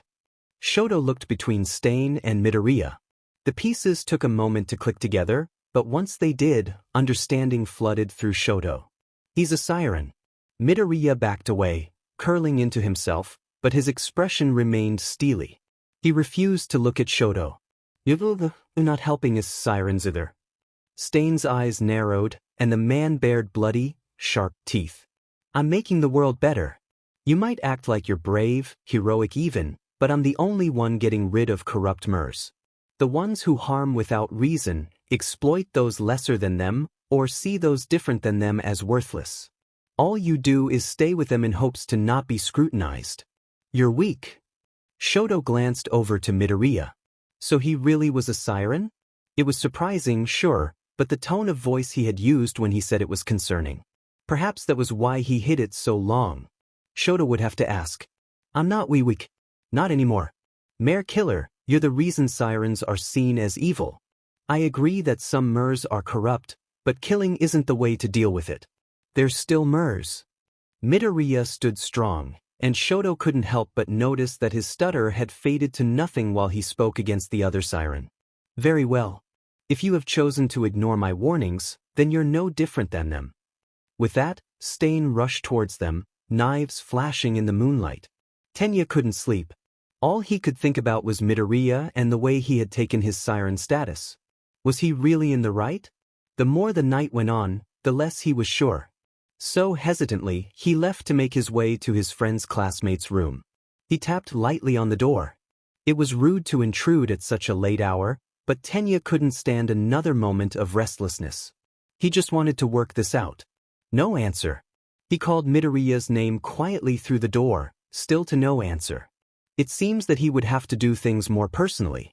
Carefully, quietly, the door creaked open, and Ida peered in, only to come face to face with nothing. Midoriya wasn't there. A small note laid on his. To whomever this may concern, I've gone to deal with personal issues. I'm bringing down the mare killer. If I'm not back by afternoon, assume the worst. It's a dangerous mission, but I have to do this. No one forced me to do this. This is by my own choice. Keep my mother safe if I don't return. Hopefully, this letter won't have to be read. Izuku Midoriya. Tenya stumbled back, and the only thought that filled his head was that he did this. He'd been so caught up in his own grief and anger, he hadn't thought about how Midoriya felt. And now he'd taken Tenya's words to heart. I didn't mean it, no, and no. He looked around for the faintest trace of where Midoriya might have gone. The location where Tenya had been crippled came to mind. It was a long shot, but he didn't have any other choice if he was going to make it in time. "I'm coming, Midoriya." Blood seeped out of Izuku's cheek. Stain sang too quickly, and he couldn't block it out. Now he was immobile. He was helpless as he watched his friend fight the killer. "Todoroki, leave me, you have to go. He can't die. Don't dash." Todoroki cut him off while he sent another barrage of ice at the mare killer. "I'm not leaving you here. You might be a siren, but you're my friend." Stain took advantage of his preoccupied position and swung a knife at him. Todoroki barely dodged. The knife took a lock of his red hair with it. Izuku clamped his mouth. He wouldn't convince Todoroki, and he didn't want to distract the mare. The more the fight went on, the more hopeless it was looking. Todoroki was starting to shiver and become slower. Why isn't he using his fire? Paralyzing song filled the water. Todoroki went down. Everything it had been useless. He should have convinced Todoroki not to come. He should have gone alone. Izuku's death might be worth nothing, but Todoroki had a whole life ahead of him. And now, because of Izuku, it was gone. He longed to reach out, do something, but he was utterly frozen. Worthless. It had been his name so long, and yet he'd forgotten it was true. "I'm sorry, Todoroki. I really am weak." Tears spilled from his eyes. Stain loomed above him, knife gripped menacingly. And then he stopped and turned to something Izuku couldn't see. "Midoriya. I'm here." Was Ida? Why was he here? Didn't he hate Izuku? What did he want? Another one, Stain growled under his breath. Whoa. Another little mare to try to defeat the big bad siren. "You're a nuisance. You've already harmed my brother, I won't let you harm my friends." Ida's voice was raw and emotional. With the little time that Ida had bought him, Izuku could feel the siren's grip releasing him. He coaxed his muscles to relax. Once he was sure he could move, he burst from the sandy seafloor. His body lit up with the power of one for all. It was over before Stain knew it. Stain went down. Shoto watched his friend with wonderment as he worked in restraining the mare killer. The attack had been precise and powerful, and frankly, Shoto was impressed.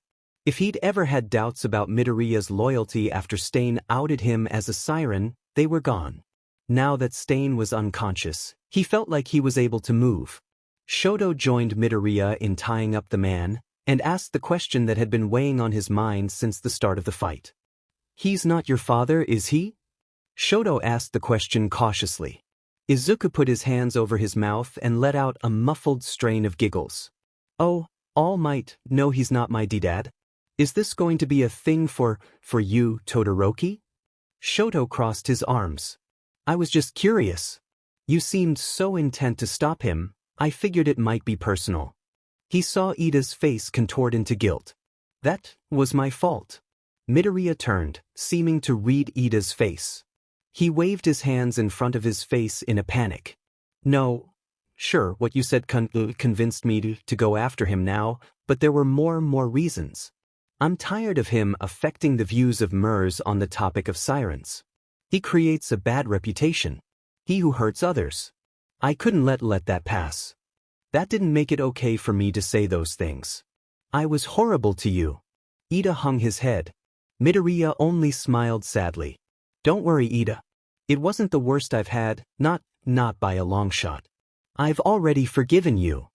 Ida clenched his fists for a second, then rushed forwards and enveloped Midoriya in a tight hug, face overwhelmed with grief and regret. "I'm so sorry. I was blind, I took out my anger on you. Nothing I could do in 100 lifetimes could make it up to you. No, I could never make it up to you. I deeply apologize to you, and I hope I can deserve to be called your friend again one day. You're one of the bravest people I've ever met, siren or otherwise." Midoriya's composure was lost, and he let out a silent cry as he hugged Ida tightly back. The moment was lost when a throat cleared behind the three. A quick head turn revealed their homeroom teacher, looking eternally tired. "I need an explanation. Now." Izuku never knew why his mother looked at him the way she did when he was little. She'd put him to bed, then stare at him with a look of strange pity before closing the door. She never knew he saw, but he always did. She'd look like she wanted to say something, and then close her mouth before Izuku could question it. It was strange, but surely it was something normal for a mother to do? He realized he was wrong when he turned 5. Kaken. Izuku flitted around his friend as their mothers watched on peacefully. Katsuki grinned wide and pulled Izuku into a tight hug, eliciting a giggle from the seaweed-headed smaller child as he struggled to escape the embrace. Hiya, Deku. Hey, that's mean. It was a clear joke, and Katsuki responded in turn. Well, develop your magic and then you'll go back to being Izuken, K? Izuku beamed. K. Both of them scampered outside, giggling like mad. Soon enough, they fell into a rhythm. Katsuki practiced his magic, and Izuku watched on in wonderment. The little pops that came from Katsuki's hands were stunning. Absent-mindedly, Izuku began to hum an old song that his mother taught him. The song was an elegant one, his mother clearly adored it. It was the first song your father ever sang to me. He had such a talent for it, she'd say, and then lapse into a soft tune unlike any Izuku had heard before. 7 Seas, so appealing, hypnotic and surrounding. How I long to feel its pull. Deep secrets are confounding. The songs that may all pull me in are not worth just ignoring. And though at death it may begin, my love shall be outpouring. He made sure to hit each note, and in his own voice it was almost as if the waves themselves came to life around him. The humming became muttered words, which became whole, soft lyrics. But when he'd finished, the sounds of the explosions had deafened. Something wasn't right. The fish all around him had stopped, and so, too, had Katsuki. The blonde stood ramrod straight, but there was a lifelessness in his eyes that scared Izuku. Kaken? Kaken, what's wrong? Izuku lightly tapped Katsuki with a sharp finger, panic creeping into his voice, and the blonde let out an exclamation, shaking his head as if to dislodge something. With a hoarse voice, he shouted, "What the hell was that?" Izuku reeled back. "You're not supposed to say that, Dash. You think I care? Stop trying to change the subject. Why did you do that?" Katsuki leaned near Izuku, who only blinked. "Did I do that? Was that my magic?" Fizzling happiness filled his core. Was it finally here, after all this time? His own power, after waiting so long. Something that was special and unique to only him. "I have to tell Mama. You're a siren, stupid. That's not magic." "A siren?" Katsuki crossed his arms. His tone was derisive. "Deku, of course you don't know what that is. It means that you're evil." The warm feeling left Izuku all at once, leaving a chilling emptiness. "What? I'm not evil. I can still be good, right?" "Nope. Sirens are always the bad guys. You're a siren and you can't change it, so you'll always be bad." But tears welled in Izuku's eyes. "I don't want to talk to you anymore. You're even worse than a Deku. You're a monster." Sobs pushed past his throat as Katsuki swam away, taking his friendship with him. "Mom." Inko turned around with a confused look, but when she saw Izuku's tearful expression, she leaned down sympathetically. "Oh baby, what happened?" She gently wiped off her son's face. "Ketsu said I was a siren, and that Izuku hiccuped, that I was evil." He dissolved into wails. Inko paled, the look taking its place in full force. "Oh, honey, there's a few things I should have told you earlier." Sirens were a strange species, Izuku soon came to realize. His mother only told him the basics, that they could control others with their voice and that they weren't treated very well, but Izuku was determined to know more. Siren notes for the future #1. In messy handwriting, he copied information from a thick book onto the blank sheets of paper. Sirens sometimes come from the upper world. When a sailor is drowned, they have a chance to be turned into a siren, but not always. It depends on the water and the siren who drowned them. Evil sirens can decide to let the human die, but if they want they can turn the dead human into a siren. It's not good. Was it how Dad became a siren? The book didn't like how more sirens can be made. But means that sirens can be made from babies or death. He stared down at the writing, frowning. Nobody told him anything. He just wanted to learn about his species, and even the books, which were supposed to teach things, withheld information. He sighed and flipped the page. Izuku, now 11, carefully stayed out of sight while he wrote. The third notebook was a well-kept secret. Katsuki and his lackeys didn't like it when he wrote in front of them, if his destroyed notebooks were any proof. I often feel cooped up when I don't sing for a while. Is this normal? Should I ask Dad if when he comes back? Mom isn't a siren, she doesn't know. I don't want to worry her. Maybe it's just a me thing. Izuku muttered a tune under his breath, careful to keep it quiet enough to where no one would hear. It became hard to breathe when he didn't let out his song for a while, so he found solace in the times where he was alone and could bother nobody. Apparently, he wasn't quiet enough, because an explosive hand hit the back of his head a second later. Izuku turned quickly to cower under the glare of red-eyed Katsuki Bakugo. The blonde's blue guppy tail had changed to a mesmerizing white and orange striped wonder. It was ironic, Izuku mused, that every trace that they were once friends was now gone. Shut the f up. Nobody wants to hear your dumbest singing. Izuku shrank back, carefully holding his notebook. Kaken I was just dash. Stop FNG stuttering. Spit it out. Tears formed in Izuku's eyes. He was tired of Katsuki bossing him around. You're the reason I do it, the siren spat coldly. Maybe if you got a shred of decency, I wouldn't have to stutter. It came out louder than he intended, but Izuku was unapologetic. He'd been tortured enough for something he couldn't change. A strange mix of emotions covered Katsuki's face, the predominant ones being rage and disgust. What the F did you say to me? I said that you're an Asho dash. A blinding pain hit Izuku's chest before he could finish the sentence. He reeled back, breath coming in gasps that didn't provide him any relief. Katsuki was talking, his hands sparking, but it was fuzzy. He could see blisters forming at the spot of impact.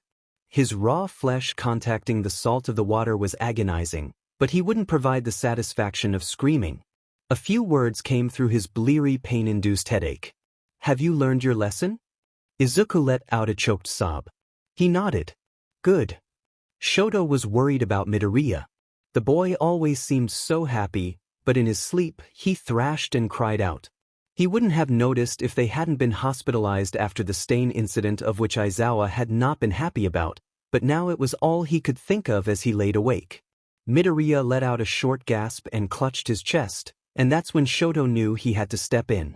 He gently called out the boy's name, and when that didn't wake him, flitted over to the boy's bedside and softly put a hand on his shoulder. The siren let out a panicked sound. His eyes fluttered open. The grip on his chest didn't leave, and Shoto could see the outline of a starburst-shaped scar. Sorry for waking you. You looked like you were having a nightmare. Midoriya's voice was hoarse. Thanks. I was. His words were interceded by a short groan of pain and a tighter grip on the starburst scar. At Shoto's questioning look, he just murmured, just scar pain. That happens. Oh. Heat usually helps with mine.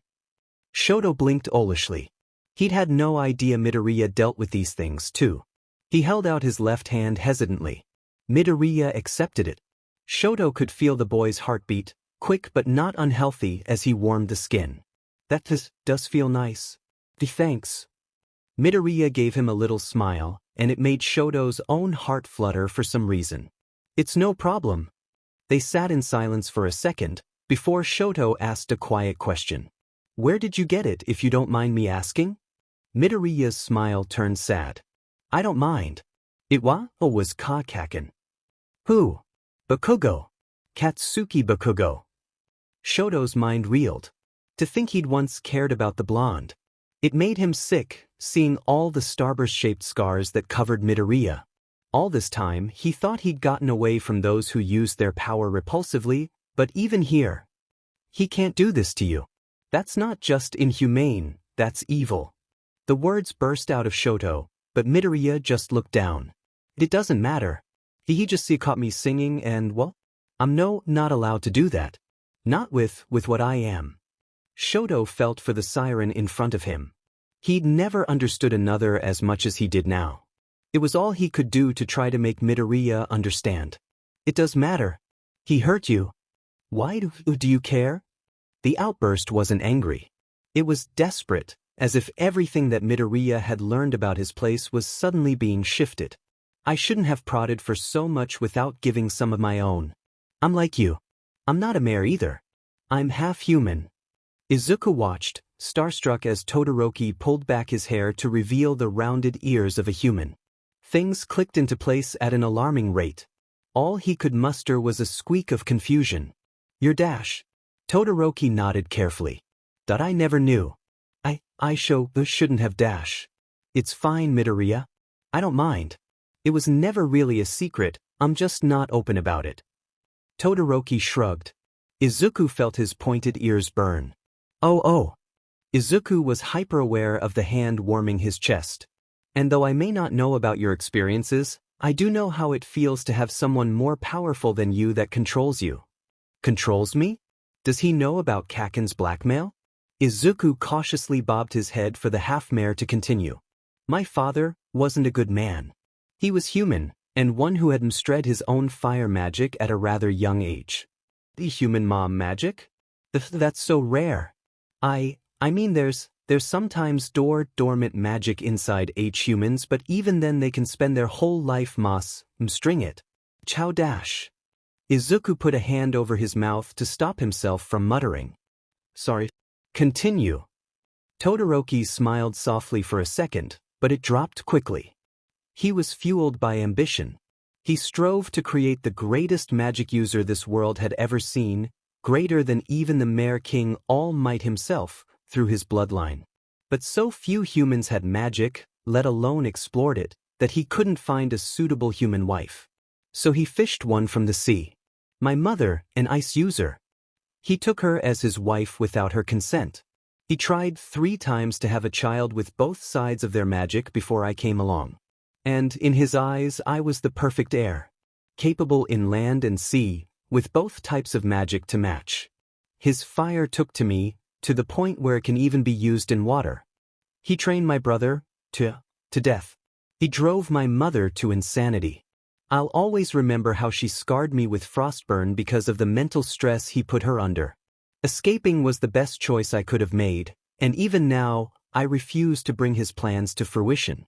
I'll never use his fire. Todoroki's voice was wavering with emotion by the end of it. Izuku's heart ached for him. Todoroki, it seems silly to compare us. I am glad to know what you went through. And Izuku took the hand off his chest. It was still warm with traces of the boy's magic. He gently unfurled the hand as he spoke, putting his own comfortably in it. It's hard revisiting the past. But I think that you see yourself as just an extension of his ambition when you're so much more. It's not his magic. It's yours. Don't live your life in the shadow of that monster. Live it as your own person. Because you're you. And I think that's pretty great. Todoroki's wide bicolored eyes met Izuku's, wonder-filled. He smiled and appealing, warm, red flames started to flicker across his arm. When Chio went to check up on the boys in the morning, she saw them leaning against each other, sleeping peacefully. And well, if she let them sleep, that was nobody's business but her own. When Izuku finally returned to the classroom, he was swept up by a wave of well-wishers. He flushed as Uraraka gripped him by the shoulders and made him promise that he would never do anything like that again. Kirishima only laughed. Man, you have the worst of luck. A villain, a siren, what next? A sea monster? We have some work to do if you're gonna live till the end of the year. Don't encourage him. He might end up, ribbit, going after a sea monster himself. So you put in dryly, giving a wry smile. I'm not that bad. Izuku waved his hands in front of himself.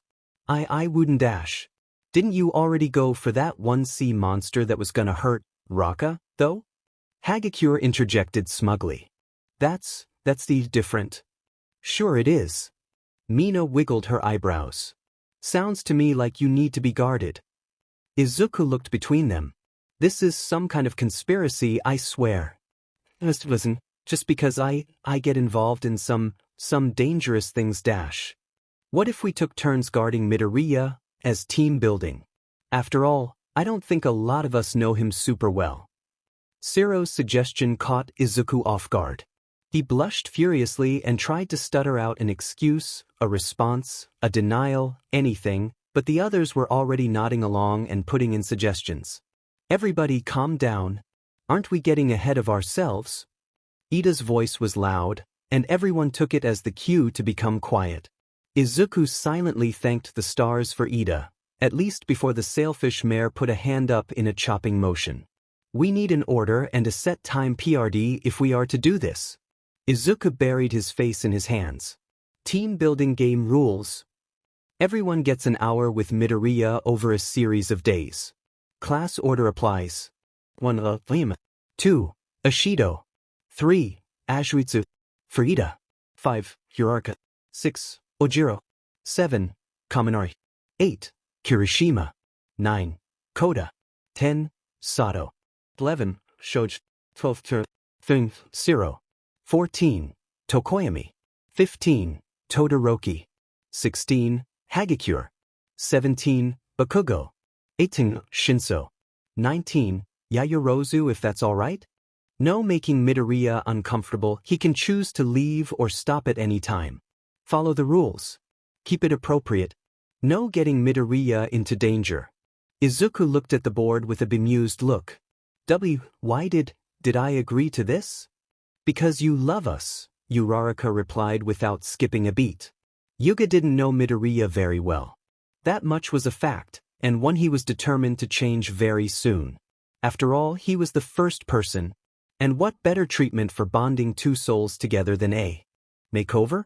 Come, monsieur, we have work to do. He took Midoriya's scarred hand in his. Yuga's trademark smug grin was set widely on his face as he led the green-haired boy to his spire room and shoved him in. Midoriya looked a bit nervous, if the fidgeting was any indication. Do you plan to do? I plan on making you look absolutely fantastique. Get in that chair, would you? I'll get the supplies. It was a long time until they were done, filled with small talk and chatter about their backgrounds and interests. Yuga noticed Midoriya tended to be a bit evasive, but it hardly mattered. And you admire your parents, non? Don't nod your head, I'm applying the eyeliner. My father was from, another sea. Near the Americas. Yuga finished the wing, perking up. What a coincidence. My mother grew up in the seas near Europe. That's why I can speak French à la perfection. Oh wow. I've always wanted to learn some more human languages. I only know snippets of English and Japanese, since my dad spoke those fluently. The hour went on much like that, and by the end of it, Yuga was sure that Midoriya was perfect inside and out. My turn. Mina's pink tail fins fluttered with excitement, light filtering through the webbed part of her tail as she swam above him. Her eyes lit up with mischief as she planned to turn the shy green-haired mare into a dancing machine. So what if she was a tiny bit overexcited? This was a chance to finally know the enigma that was Izuku Midoriya. Aoyama did look a bit disappointed for his time to be over, but he'd get over it. The boy let out a yelp as she dragged him along, explaining the plan all the way. Okay, Beach, you and I are going dancing. Midoriya didn't have rhythm, which was the first thing that Mina noticed. He was disjointed and shaky, never quite getting into the beat as Mina tended to do. Nonetheless, she promised to herself that one day he would be able to dance. One day. Oh well, at least Mina knew him a bit better now. Tsuyu watched Midoriya carefully as he swam towards her. He'd clearly had a makeover, courtesy of Aoyama. The makeup seemed more subtle than he usually went for, but it fit. It's your turn, isn't it? He wrung shaky hands. I think this whole ribbit thing is silly. I only went along with it because I wanted to ask you something. Tsuyu motioned for him to sit. This would be a complicated conversation, but she was sure she had the finesse for it. Is I it? Now or never? You're a siren, aren't you? Tsuyu watched all the emotions flash before his face without urgency. It was best to keep calm in situations like this. Cautiously, fear written on his features, the siren responded, What WWW would you say if I said yes? So you smiled. Nothing except that you're a pretty bad liar. You may have fooled the others, but I have younger siblings. I kept waiting for you to tell me, but you were slow even with your closest friends. Midoriya blinked warily. You one won't tell the others? I'm not a snitch. So you shrugged. Besides, Ribbit, it's clear that you have emotional baggage with it, Ribbit. I don't want to be a part of that. Midoriya smiled, and for the first time that Tsuyu had seen today, it reached his eyes. Izuku enjoyed his time with Ida and Uraraka. They'd taken their turns together and decided to just talk to him for the full hour. About being a siren, about Stain, about their childhoods, likes and dislikes. Ajiro's had passed quickly as well. The two-tailed mare had set out trying to teach Izuku martial arts, but it ended with numerous questions and remarks about Ajiro's tales and the magic and movement behind it. Izuku wouldn't admit it to anyone else, but these activities were actually really fun. He was glad he said yes. Denki grumbled to himself at Ida's rules. I was going to snoop around Mr. Aizawa's office, but now that's off limits. Oh God, I still need to do my homework. Nah, that can wait until later. Where's Midoriya? The eel mare peeped into the class spire, and sure enough, Midoriya was there, scribbling along at a worksheet. Oi Midoriya! Where's my time? You can't get rid of me that easily, Denki joked with a grin. Midoriya spared him a wide-eyed glance, and immediately Denki could tell that the makeover was Aoyama's doing. Oh, sorry, I should have warned you. I needed to take a break to do homework, and it slipped my mind. I would say that you could join me, but I don't want to waste your time. Denki laughed. Don't worry about it, dude. My plans got ruined anyways, so it's not a waste of time. I gotta do my homework too. But I can't say that I can help much, since I'm stupid. Don't say that about yourself. Why, you're plenty smart. Midoriya put his pencil down. His tone was earnest. It's not that big of a deal. Clearly you've never seen me in class if you still think I have any brain cells left. I still think you're pretty smart. Dude, do you know how many FS I have in math? J, just because you learn D differently doesn't mean you're D-dumb. I'm not a straight student either. There are a lot of mental disorders that can be impediments like ADHD or dyslexia or autism. It really just depends. He devolved into muttering under his breath. Denki rubbed his neck, unsure what to think. Really? I mean, either way, it was just a joke. It's not that serious. Midoriya's pupils widened in shock, not unlike a cat's. It was odd, but Denki didn't want to ask about it, since he was probably already supposed to know about it. The less he asked, the less dumb he seemed. The green-haired mare put his hands over his mouth. I'm sorry, I didn't may have mean to ramble. Just forget I said anything. He mumbled something to himself under his breath that Denki couldn't catch, but the tone was self-depreciating. Denki was all too familiar with this thought process. He wasn't good at being serious, but for Midoriya, he would try. It's not a problem. Now what were you saying about mental illnesses? That seemed to get the freckled boy talking again, and with his help on homework and self-reflection, Denki left his session with high spirits. Ajiro liked to know people.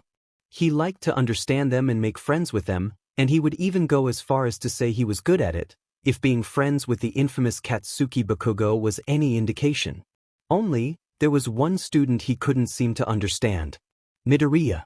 Nobody knew much about him, but he seemed to be sweet and shy, not unlike Koda.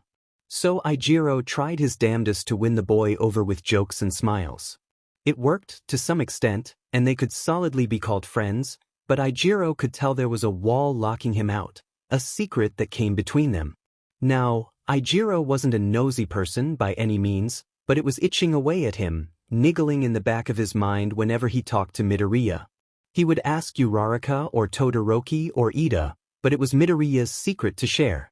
So he would find out from Midoriya himself, wouldn't he? And what better way to do it than some one-on-one time? What's up, Midobro? Ajiro's white shark teeth were on display as he grinned. Hi, Hiroshima. Midoriya gave a small, shy smile. Sorry, it's later than I. You usually get up. I didn't mean to keep you waiting. Ajiro looked up to the sea above them, taken aback. That it's before dawn though? How early does he get up? No problem, dude. I just woke up too. They started off with a few rounds of sparring in the early light. It was amazing how confident Midoriya was in battle, despite his recklessness. Even that was getting better, as Midoriya had learned to control his power without breaking himself earlier in the year. Soon enough, the green mare had Ajiro beat. Man dash, Ajiro spoke between breaths. I still have to get stronger to beat you, huh? You're so manly. Midoriya laughed, wringing his hands.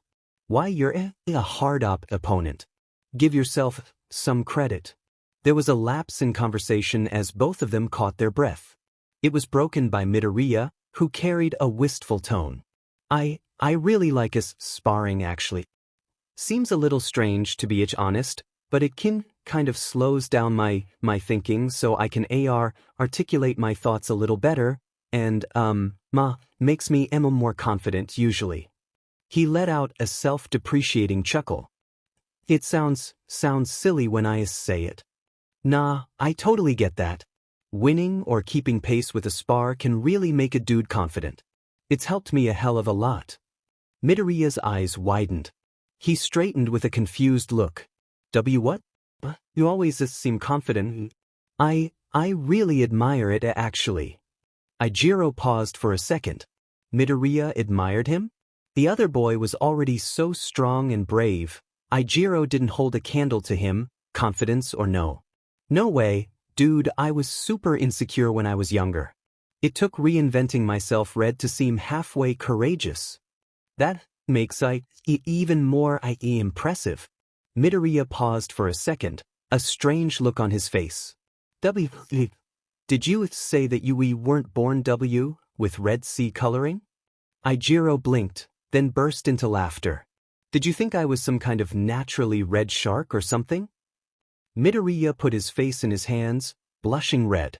I thought it was part of your magic. Maybe Ajiro didn't get all the way through to Midoriya, but he'd broken more of the boy's walls down. He was a patient guy, he would find out eventually. Izuku was getting worn down. It was fun, but there were so many people. He wasn't that popular, surely? It was just, he didn't even know. All this was confusing, he may as well just go along with it. Feeding fish with Koda, baking seagrass pastries with Sato, analyzing Shoji's magic, singing very carefully with Jiro, pranking Ishido with Siro, meditating with Tokoyami, studying with Yaoyorozu, it all went by in a blur. It was getting dark by the time he reached Todoroki's turn. He put his face in his hands for a second, then knocked on the door. I stepped out of my bounds 2 days ago. How am I going to apologize for butting into his business when I went too far? I was muddled and it was dumb and, oh all might, what if he hates me? Especially since I fell asleep on him, oh no, oh no. Todoroki answered the door, looking as stunning as usual. He smiled slightly at Izuku and gestured for him to come in. Shoto couldn't help the light feeling that bubbled inside him when he saw a certain siren outside his door. Come in. Todoroki dash. Shoto. I don't mind, after dash. Shoto gestured awkwardly. Oh, call me Izuku then. You hate me then? Midoriya, Izuku, call him Izuki, asked cautiously. Shoto's eyes widened. Why would I hate you? Did I give off that impression? I need to ask Momo about social cues again. We went to... I shouldn't have acted so presumptuously.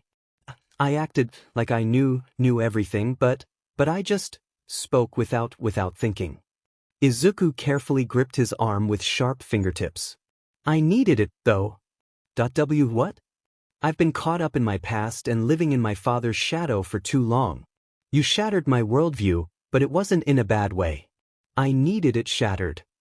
Shoto found that he was speaking the honest truth, not just trying to console Izuku. But I forced my issues on you dash. I don't mind listening. It was the least I could do. I fell asleep on you. Izuku covered his blush with his hands. Shoto tilted his head. So? You were warm. Izuku managed to blush harder. I could never hate you. Not after last night. You're my friend. Can I hug you? Shoto smiled softly. Sure. Izuku couldn't focus on Hagikure's gossip. Next was Katsuki. They hadn't let him skip, insisting that it was a group activity, and eventually he just shot Izuku a sneer and agreed. Earth to Mito? Hagikure waved a near-invisible hand in front of his face. Izuku could only tell that she had done it because of the water displacement. He snapped to attention. Sorry dash. You're out of it today. What's going on? Sorry, I just zoned out. What were you saying? Izuku was focused outwardly, but inwardly he was spiraling into anxiety. Izuku hurried away from the Spires after his hangout with Hagikure. He couldn't deal with Katsuki, not right now. He was just feeling better about himself, he was just starting to realize what Katsuki did was wrong, he couldn't face his tormentor. But the universe hated him, and an explosion clipped his shoulder. Izuku covered his mouth to stop from crying out. Hey Deku, where do you think you're going? Don't we have to bond? Katsuki grinned in a way that made Izuku's stomach drop. Please get out away. I so want to dash. Izuku couldn't seem to get his words out. Oh, but what's the fun in that? This is supposed to be a game. Are you scared, Demon Deku? If it means you're not going to hurt me, then yes. I am. Izuku sank to the ground in defeat. You've enough. Please, Ju, just let me go. For a split second, Katsuki's eyes widened as he registered what Izuku said. It was gone as quickly as it came. I'm glad you've learned your place, but I'm not letting you go that easily. Despair filled Izuku. The others will be suspicious dash. You think I care if they find out you're a siren? Oh, Mr. Aizawa. He cares dash. Katsuki gave a crowing laugh. If you tell that hobo, things will only get worse. Why are you forgetting all the lessons I've given you? Do you need a refresher? That he's right. Damn it, even with magic, I have no power. Izuku covered his face with his hands and waited for a hit to come, but it never did. What do you think you're doing? Izuku cracked open an eye. Shoto had Katsuki's raised fist gripped in an icy hand. I knew you were terrible in the past, but I figured you had become a marginally better person. I was wrong. Get away or we're going to have trouble. Katsuki scowled and yanked his hand away from Shoto. God, Deku, I didn't know you were so weak that you needed someone always stalking your weak but to make sure you're not head. Shoto didn't waver. Go away. Surprisingly, Katsuki actually followed the order. Izuku let out a breath, his shaking slowly fading. That I thought it had stopped. Shoto was the first to speak. He helped Izuku up, looking concerned and sad. What? The abuse. I thought he had stopped doing that to you. Izuku was oddly aware of Shoto's warm hand in his. Finally, busy. Look down. This was just an outlier. It's not gone if it still happens. Izuku, you have to tell Mr. Aizawa. Shoto's tone was pleading. He won't care. They never do. Kakenmava maybe awful bu, but he's right. Shoto frowned. I don't think so, but if you don't feel comfortable, I won't stop you. You should get to sleep, things will look better in the morning. Izuku smiled half-heartedly. They will. Hitoshi wasn't stupid. He'd noticed how Midoriya had actively sought him out and tried to be his friend. It was strange, but Hitoshi didn't really care all that much if some do-gooder golden boy mare tried to win him over. He was a little frustrated when word came out that he had to spend an hour with the stuttering nuisance, but what could he do? Midoriya peered at him. You have anything in me mind? Nope. Hitoshi straightened his paperback book curtly. All right. And just like that, Midoriya was beside him, writing in his own book with carefully suppressed muttering. Hitoshi looked over at him in confusion. He hadn't expected that. Seems like you can take no for an answer. Midoriya looked up. Shinszo, I'm not in the mood for that. If you want me to go, Then I will, but dash. Okay, that stuttering was getting on Hitoshi's nerves. Oh, poor you. I distinctly remember you saying something about going beyond my comfort zone, so that's hypocritical. God, just because you're a mare with perfect magic doesn't mean the rest of us are beneath you. Get off your high horse. I'm not. Midoriya snapped, and wow, Hitoshi had never seen him get mad before. It was something. Not what? On a high horse? A mare with perfect magic? What the f does that mean? Shinszo snorted, but his tone lacked the bite it previously had. Izuku put his hands over his mouth, going pale. He'd blurted it out, now this was the consequence. No, nothing. I spoke without thinking. I thought you always did that. Don't back out on me now. Izuku bit his lip. Not a mare. A siren. Well, apart. Half, but it's more common to, and I have the song. Oh cool, me too. Izuku blinked dumbly.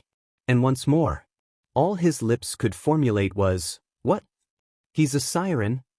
What the f dash, he doesn't look like one at all. Wait, is that why his eyes dilate like mine? And the gills on his neck, and wait, does this mean he went through the same things? Could I ask him about my notes? Oh my god, I actually have someone near me who's kind of like me. I'm a quarter. Have been since BRG obviously. The song mixed with my magic, so the brainwashing works with vocal cueing and intent. Even being a part isn't all that, I was treated pretty rough when I was a kid. What about you? Izuku shared his past with Shinszo. The mocking from Katsuki, the questions he'd always had, the notes he kept that he hid under the guise of notes for my future, and his admission to UA. Let me get this straight. Bakugo's a D-dash. You only discovered that you had magic from your mare's side less than a year ago, and you don't even understand half of what you are? Shinszo looked repulsed on Izuku's behalf. That's about it, yep. Wow, that sounds awful. Wanna chill together for a while? You can ask me questions if you want. I'd like that. Class is in session. Aizawa's gaze swept over his students' faces. A few of them were still distracted, but that was to be expected. Instead of demanding all of their attention, he simply began to speak. During this week, we aim to look into your futures. As far as I know, the majority of you endeavor to be guardians. I do not doubt that you all know what that is, but I'll recap. Guardians are the protectors of the colonies. They have free use of their magic, and in return, they're expected to guard the MERS of the colonies from outside threats. It sounds like a dream come true to most, but I'll be frank, it's a hard path. A noble one, but not as rose-tinted as most MERS make it out to be. It's a difficult sea to swim. Izuku jotted down the notes in his schoolbook, eyes wide. He hadn't put much thought into his future, and especially now that he was treated decently. He thought he'd fade into obscurity, but, now that he was thinking about it, if he had the chance to save others like him, he would take it in a heartbeat. In the next few days we'll be taking time aside to do simulations of what it means to be a guardian, and training for those who decide that they want to embark on that career. Quiet celebration echoed through the classroom for a second before Aizawa quieted it down and started a lecture. At dinner time in the Spire, Class 1A was more joyful than Izuku had seen them in a while. I can't believe Mr. Aizawa's actually offering training. Ashido pumped her fist into the air as she tried her best to smile, despite the fact that her cheeks were full of algae. God, I've wanted to be a guardian since I was little, but it's always, Mina, quiet down, or, Mina, you're too young to be thinking about things like that. Akai, it gets so annoying. Siro swallowed the shrimp he had been chewing on. Same here. I've always wanted to be a dash. Whatever, tape face, I'm going to be the best guardian in any of the oceans. I'll beat down a monster any day of the week. Katsuki's hands sparked in tandem with his feral grin. Izuku snorted quietly. I thought guardians were supposed to save people. I don't see you doing much of that. What the f did you say? Katsuki was in Izuku's face before he could say a word. Izuku went pale. Oh, said that out loud, didn't I? Spiders. Wow, who knew that Midoriya had some sass? Kaminari didn't seem to notice the animosity. He's not wrong, Jiro said drily. She rolled her eyes. Bakugo has the personality of an unpleasant pufferfish. Suddenly, Katsuki was letting go, focusing his energy on yelling at Jiro. Izuku could feel his hands shaking, but when he looked up, Jiro sent him a sly grin. There will be 3 teams in this activity, each composed of 6 or 7 members. Team A is composed of Bakugo, Midoriya, Kaminari, Kirishima, Hagakure, and Mina. Team B is Ida, Tsuyu, Sato, Shoji, Shinszo, Todoroki, and Tokoyami. If your name wasn't called, you're Team C. That includes Uraraka, Jiro, Ojiro, Aoyama, Koda, Yaoyorozu, and Siro. Get in your teams, Aizawa instructed. Izuku looked around at his team, heart stopping when he noticed Katsuki glaring at him.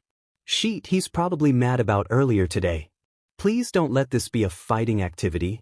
Hi, Izuku, hi Mina, hi Denki, hi Eiji. Hagakure grabbed Izuku and Ishido's shoulders, causing a flinch from the former. Hi, Hagakure. Izuku smiled shyly as the others who had been named greeted her as well. Katsuki let out an annoyed tch but said nothing. Aizawa spoke up. Your time could have been better. Now for the activity. One team will be the bottom dweller, another the guardians, and the third are hostages or mers in need of saving. Each team will have the opportunity to play each role. A, your hostages. B, your guardians. C, your bottom dwellers. Take your places. Katsuki was shaking in frustration as he laid down in a stream of fake blood. This wasn't FNG fair. He wasn't weak. Not like the beaches that made his team. I deserve to be in the action. If that bottom feeder of a teacher thinks that he can pin me here as the damsel in distress, he's dim and mistaken. He was alone in the recess of the reef that he'd been hiding in. Distantly, he could hear the other teams battling. That's where he needed to be. What are you doing? Invisibich hissed from wherever she was. Katsuki didn't care. Mr. Aizawa ordered us to stay put. Katsuki scoffed. His order is bullshit. I'm not gonna sit around. The other mayor wasn't satisfied by that answer. You can't just hijack the rest of us. He's your teacher. And? Watch me. You greedy dash. A hand grabbed his shoulder. Whoa, let's not fight. We'll be part of the action soon enough. Katsuki prepared to yell at the mayor who interfered, but the words died in his throat. Ajiro stared at him with a pleasant smile on his face, and all Katsuki could muster was a small teach. Whatever. I'm still not gonna take it lying down. Invisibich was not pleased by that. Katsuki couldn't see her expression, but he could feel her irritation. Let her stay mad. Guys? Is that supposed to be part of the practice? Dunce's face caught the 3's attention with a finger pointing at something behind them. There, a deep purple vortex started to swirl. Deku and Raccoon Face also peeped out of their hiding spots to catch a glance. And then a mare swam out, and another, until the water was filled with strangers. The sounds of fighting had stopped, replaced by a concerned murmuring. The portal closed with the emergence of one last mare, one who had matted pale blue hair that looked like it hadn't been combed in months and red eyes startlingly similar to Katsuki's own. The last stranger turned to face their group, but not towards Katsuki. Towards Deku. Shigaraki met his eyes and smiled, and a numbing cold coursed through Izuku's body. He choked on his breath. What do you want from me? He wanted to plead, but he was tongue-tied, stuck in place just like his fight with Stain. Shigaraki. He managed to shout the word, piercing the water with the sound. The bottom dweller only sneered wider. You remembered my name, Izuku? Don't call me that. Izuku spat at the older man. Holy shit, that's the mare that almost killed you, right? Kirishima's tone was horrified, but all Izuku could do was grace it with a nod. That's right. I'm here to do it again. Shigaraki swiped his hand towards Izuku, barely missing his bicep. What's going on? Is this part of the training? Oh my god, are those bottom dwellers? Aizawa's voice rose above the din. This is not a drill. Those bottom dwellers are real. Don't panic and get back to safety. With that, he put on his signature yellow goggles and turned to the bottom dwellers, despite the look in their eyes that promised they weren't afraid to kill. The students heeded his words, but Shoto paused. He looked towards the rapidly approaching MERS. Izuku was still out there.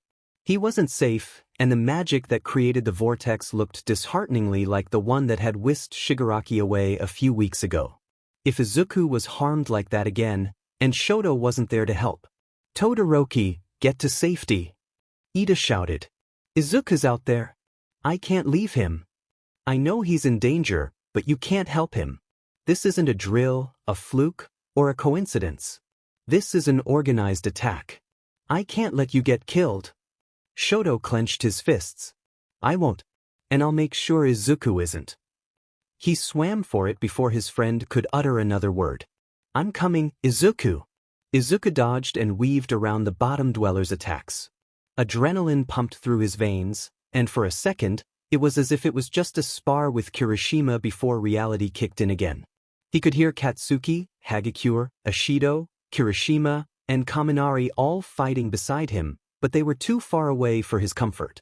Shigaraki lunged at him again, hands outstretched, and gripped his wrist for a split second. Pain erupted at the base of his hand like fire. Izuku yanked his hand out of the touch with a hiss of agony.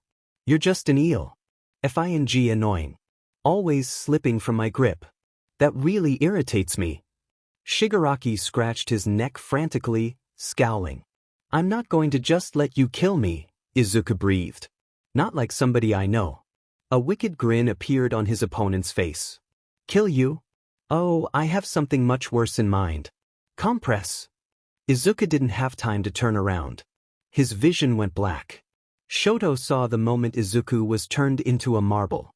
One moment he was talking to Shigaraki, the next he was palmed by a masked bottom dweller. "Izuku!" Shoto's cry was choked, but it still attracted unwanted attention. A blue stream of fire passed his ear. "Where do you think you're going, Shoto Todoroki?" The source of the question was a black-haired mare with a disfigured torso. The man's upper body scales were bound in place by metal rings, but despite them being melded to his skin by the hoops, they were still peeling away like they weren't part of the stranger's body, showing raw pink skin between the spaces. The most noticeable were the scales under his jaw and the ones under his eyes, which created a look of utter wrongness. "Who are you? How do you know my name?" Shoto clenched his fists, anxious to get to Izuku but unwilling to turn his back to a threat. "You should know. I may go by a different name, but I'm still the same boy you once knew. My pseudonym is Dabi, but I'm sure you remember my real name." Shoto backed away, ice forming in his right hand. "This is a trick. I couldn't have known you when I was younger. Because Endeavor kept you locked up in the tank." "I know, Shoto. I remember it. I was there." Shoto clenched his teeth. He was warier by the second. Why did this stranger know so much? "You're using some sort of magic, then." "I never knew you, and I don't intend to, bottom dweller." "You can lie to yourself, but not to me, Sho." Dabi's expression was close to unhinged. "Stop calling me that." "No. Old habits die hard. Endeavor must be upset with your disappearance, Shoto sent a burst of ice his way, one that Dabi easily dispersed with blue tongues of waterproof flame. The younger of the two still kept his hand up defensively, eyes definitively trailing the other. "I still don't see how you survived his training. Maybe he went easy on you. You were the favorite." Shoto's breath hitched. Memories of the years of abuse crowded his mind. Easy was a cruel, incorrect word to use, but it niggled its way into his brain. "Shut up. You don't know about my life." Dabi broke into laughter. "What did you do to him?" Mina was yelling, but she hardly cared. The bottom dweller, Compress, showed no outward emotion because of his mask, but his voice was smug. "Don't worry, Midoriya is safe." With a flourish of his hands, a blue marble appeared in his hands. "I just used my magic on him. It doesn't hurt." "Give him back," Toru demanded, barely restraining herself from attacking the masked mare. Mina glanced towards her, thankful for the backup. "That I cannot do." Another flourish and Midoriya's marble was gone from sight. "The League of Dwellers has plans for him." He didn't spare another word before dipping out of sight into a reef crevice. Mina gasped in outrage. "Toru, Denki, Ket, get him back." Ajiro and I will deal with Krusty over here. She barely saw them nod before turning back to her opponent. Alright Beach, it's just us. Give me your best shot. Shigaraki's eyes darkened. You'll regret that. I don't know about your life. You don't know about mine. You choose not to. You knew. You knew the whole time, and you didn't intervene. John. The wrong side, Shoto. Shoto wove around a stream of fire. Last time I checked, I wasn't attacking innocent Mers. The world is evil. You, of all people, should know. Dabi's tone was dark and intense. And you're only adding to it. You say you knew how bad father was, but you act as bad as him. I'm protecting myself. That man acted out of pure hatred and selfishness. He had no motive other than to create a perfect vessel, and he failed. Both of us are just failed creations, so why do our goddamn actions matter when this world is rotten, inside and out? You're Dash. You were made for nothing and you do nothing. I should have killed you to spite father when I had the chance. Dabi spat with venom. He shot another wave of fire. Shoto didn't bother to fight back. Katsuki raced after the bottom dweller with the marble. He may hate Deku, but he hated the bottom dwellers more. The league couldn't get away with this if he had any say in it. Invisibitch dash. Hagakure. Whatever. I'll distract him, you sneak behind him. Dunce face dash. Kaminari. Whatever. When I give the signal, shock him. Got it, does? Both of his allies gave a confirming grunt. Good. Take your places, 'cause the show's about to start. He waited for a second, then shouted, Hey marble fucker. Compress didn't seem to be too pleased, but obviously he didn't take Katsuki alone as much of a threat. He was itching to prove him wrong, but he restrained himself. What is it you want? I want a one-on-one. The winner gets the marble. Katsuki smirked. Nice try, but I don't fall for that one anymore. I don't have an excess of pride. I can live with being called a coward. Compress turned to go once more. I need to distract him. Katsuki intercepted him with an explosion. I'm not letting you go that easily. He glanced towards Hagakure in the corner of his vision. She still wasn't in position. You're a pain in the neck. Compress made the same movement that he had done towards Deku, and Katsuki had the sense to duck away. Another glance from the corner of his eye to Hagakure. I try. Katsuki smirked and dodged another wave of magic. With a triumphant feeling, he saw Hagakure slip into place. Alright, fucker, I'm done with your dumb but monologuing. Now. A shock zipped through the water, right into the unsuspecting form of Compress. Kaminari gave a thumbs up. Katsuki rolled his eyes but returned it. He and Hagakure searched the bottom dweller and found a blue marble under his tongue. I wish he'd just put it in his coat.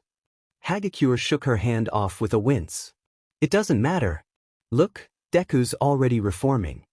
Sure enough, the green-haired siren took his form with a deep intake of breath from his gills and a yelp of alarm. Then he looked around in confusion. How dash? We got you back. Kaminari hugged the still disoriented Deku. The latter looked down at the slightly charred man below him in mild concern. Don't worry about him. It's not over yet. Stop sitting on your buttes and get out there, Katsuki reminded them with a scowl. Wait. Look, it's the Guardians. The battle turned its tide after Ida had brought back up from the colonies. Several bottom dwellers were apprehended with a few of the students injured. It was clear the other side had to retreat soon enough. The last bottom dwellers left were Shigaraki and Kurojiri, held off by Kirishima and Ishido for long enough. Izuku and the rest of the team joined up with them to help shoo the last two bottom dwellers out. You're the problem. Every effing time. Blood streamed from Shigaraki's neck as he frantically itched at it, one hand pointing to Izuku. The bottom dweller lunged at the boy once more, only restrained by Kurojiri. The pale-haired man growled, his red eyes were dangerously narrow. I swear when I get my effing hands on you dash. Tamura Shigaraki, we must retreat. There are too many guardians. Kurojiri created another vortex behind both of them, but Shigaraki slapped his hand away. Your classmate isn't as perfect as he seems. You all love him, But he's not what he appears to be. He's a siren. Kurojiri yanked Shigaraki into the portal before the man could get another word in. Gazes bored into Izuku, making him feel small. How he envied Hagakure. His heart thumped as the silence stretched on. Shigaraki crowed with laughter. He allowed himself to be pulled away. That wasn't true, right? He's a liar. Midoriya has magic. He can't be a siren. Kaminari was the first to speak, smiling unsurely. Yeah, it had to be a lie. We won't let him tear apart the class. Hagakure put a fist up. Don't worry, we won't believe a bottom dweller over you. He's stupid if he thinks we'll fall for that. Ashido put on a smile of false confidence. You on a siren, right? He had to be lying. Kirishima was practically pleading. Izuku put a hand over his mouth. How was he supposed to respond? He'd meant to ease them into the idea, and now. Katsuki spoke before Izuku could. The only liar here is Deku. He's FNG siren, has been his whole life. It's pathetic how he begged me not to tell you. The gazes got sharper. Disgust from Ashido, hatred from Hagakure, fear from Kaminari, betrayal from Kirishima. All aimed towards him. His chest constricted. Those looks meant pain. Izuku couldn't go through that again. Shido said something. Izuku couldn't make it out, but she reached towards him, and all he could think of was to flee. She caught his wrist before he could get away. Let me go. Please. Izuku barely recognized his own pleads. Oh no, you are not getting away that easily. What the F dash? You never effing told us and now you expect us to be all okay with it while you run off to who knows where. Well, I'm not okay, Ashido spat.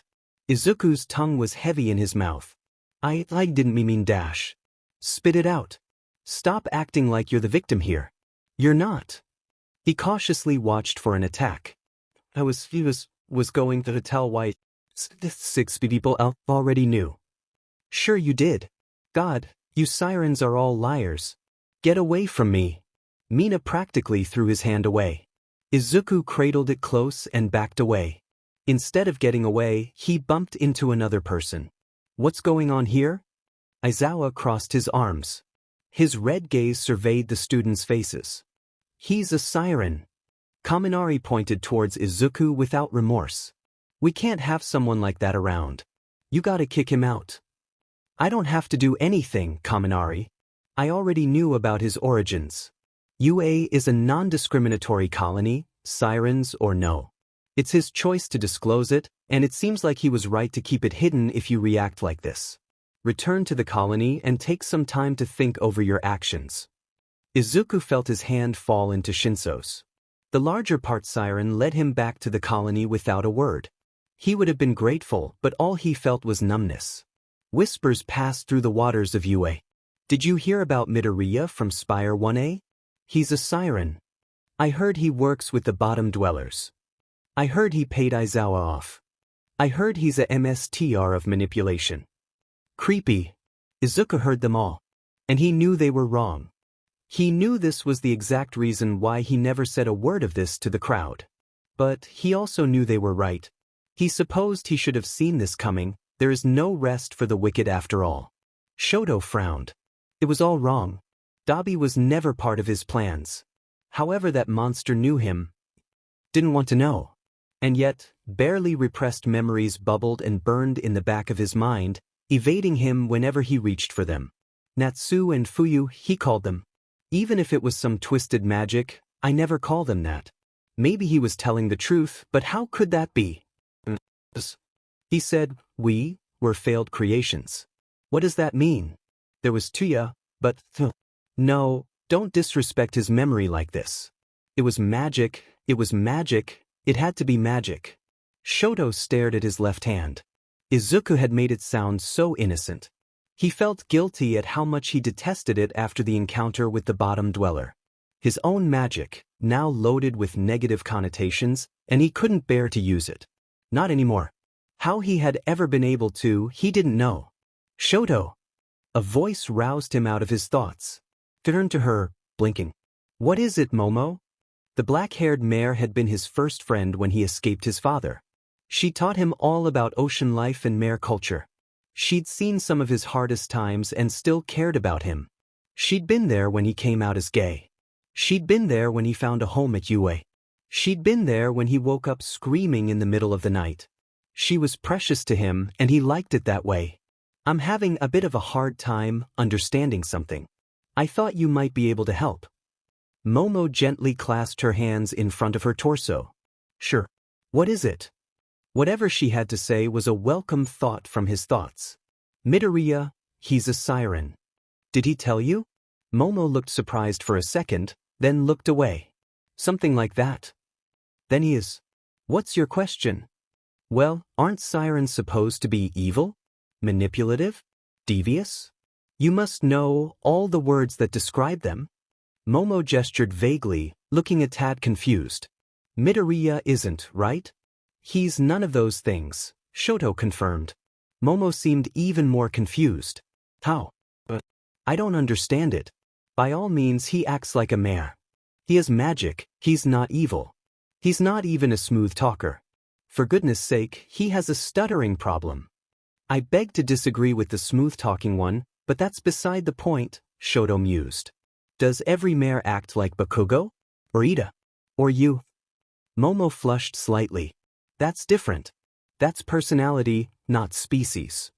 Sirens have that too, but just in case you don't believe me, aren't humans supposed to be evil as well? Do I look evil? Are Fuyumi and Natsuo evil? That's different too, Momo protested. They're half mare. So's Izuku. And even if he wasn't, he would still be as sweet and kind and friendly as he is now, because his subspecies does not define what he acts like. Does that make sense? Shoto asked calmly. Momo nodded slowly. It does, actually. Thank you. It'll take a while to get used to it, but it makes sense. She turned to leave, then looked over her shoulder. Shoto? You should probably check on Midoriya soon. With that, she was gone, and Shoto couldn't help but wonder what the suggestion meant. His first mistake was letting it slip his mind as he delved back into the mystery of Dabi. Izuku slowly swam through the colony, his form small. Anywhere he swam, mers parted and gave him a wide berth. Otherwise, they accidentally pulled his tail or used their magic or jostled him. Izuku didn't say a word. Eyes down, shoulders hunched, head low. They're superior. Don't talk back. Where do you think you're going, Siren? A mare jeered from somewhere to his right. Shut up, Ozuru, he might curse you. His friend elbowed him in the ribs. Oh, Akihiko, are you dumb? It's not like he's gonna fight back. Izuku only sighed. Things were bound to get back to normal eventually. It had been too peaceful for too long. This was just a natural extension of events. Now all he could focus on was getting to his training with Yagi without getting too hurt. It would be a pain to have to swim all the way back to his room to get bandages. Thankfully, the rest of the swim passed in only minor shoves or jeers. It wasn't as bad as it had been outside the colony, but his side still ached from a particularly aggressive mare's jab. Young Izuku, I was worried when you didn't arrive on time. How are you, my boy? Yagi's smile was blinding. The mere sight of it managed to ease part of Izuku's worries. Sorry, just, got a late-est start. Izuku averted his eyes. Why, yes, yesterday, it was a long day. Even without looking, he could tell Yagi's smile had faded. I'm sorry, my boy. I wish I'd been there to protect you and your classmates. I cannot believe that I stood by while such a devious force was at play. It's not your fault. Nobody knew dash. Izuku was waving his hands frantically in front of his face in a stopping gesture, but the fin on his elbow hit a fresh bruise on his side. He flinched despite himself. Yagi seemed to notice the bruises that Izuku had been adamant on hiding. You're hurt. I thought you went to Recovery Girl yesterday. Izuku looked down at his own scarred wrist, proof that he had been to the infirmary the day before. Dash. His mind went overdrive, trying to come up with the excuses that he gave to his mother so easily. Today, so you don't have to lie to me. Yagi's voice was soft and sympathetic, but Izuku could hear the hurt in his words. I know the marks of clumsiness, and those aren't it. Will you tell me what happened? I want to help. Izuku's chest felt cold. He pursed his lips. You can't help. I'm sorry. I never meant to involve you. Yagi's sadness and hurt multiplied in response to the tense silence. I see. I don't want you training in that shape. Izuku, I know this isn't your fault. You can talk to me about anything at any time. Izuku nodded minutely. I understand. Thank you, Yagi. He didn't wait for a response, turning away before his mentor could see the glisten of air in his eyes. I can't believe this. Mina shouted as she threw her hands against Kirishima's punching bag. I was goddamn dash. She punched the bag despite her already aching fist. Friends with him. He seemed so dash. Another punch. Genuine. Goddamn it. Her yell punctuated another hard fist against the fabric. She hissed at the pain that erupted in her knuckles. In a much softer voice, she cursed again. I can't believe it. I just can't. Ajiro was silent for a second, but quietly replied, Neither can I. Was his innocent act just a effing lie? She smoothed out her stinging hand. And his stuttering? Am I that easy to manipulate? I still don't understand. He was just so honest. I looked up to him. I knew there was a secret, but I thought he could be no worse than Bakugo. Looking back, there are some things that add up too well, but I still don't understand. Maybe it's a misunderstanding. Ajiro sighed, cheek buried in his hands. You heard Bakugo. They've known each other since they were guppies. Bakugo said it himself. He would know. Mina felt a prickle of annoyance at her friend's naivety. She understood being in denial, but Kirishima was too lenient for his own good. Why would he even go to U.A? I don't know, for some sick satisfaction of tricking a bunch of FING fools? I'm not a mind reader. All I know is the sooner he's gone, the better. Ajiro looked wistful. Maybe. It just doesn't fit. I thought I knew people. Sirens are unknowable. You never know what the truth is. Sorry, AG, but that's just the way the world is. The red-tailed mare went silent. The air prickled with negative emotions. Mina sighed and turned back to the punching bag. Izuku had avoided his class for a few days, but it was futile. None of his friends were around to pick him up a meal, and he was getting hungry. He had to face them eventually. Why not make it over food? They might be more merciful with full bellies.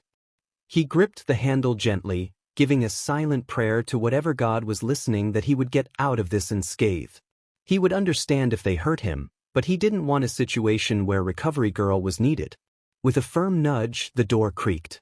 The main room was unusually quiet, but mutters still reverberated. Half the class sat on one side, half on the other, split harshly down the middle, like Shoto's striking hair. Had Izuku caused the rift?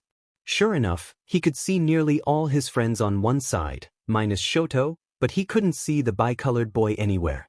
Ida, Shinszo, Jiro, Ida, Tsu, and Uraraka all sat close together, joined by Momo, Aoyama, and Tokoyami. The rest of the class sat on the other side, most of them eyeing his friends warily.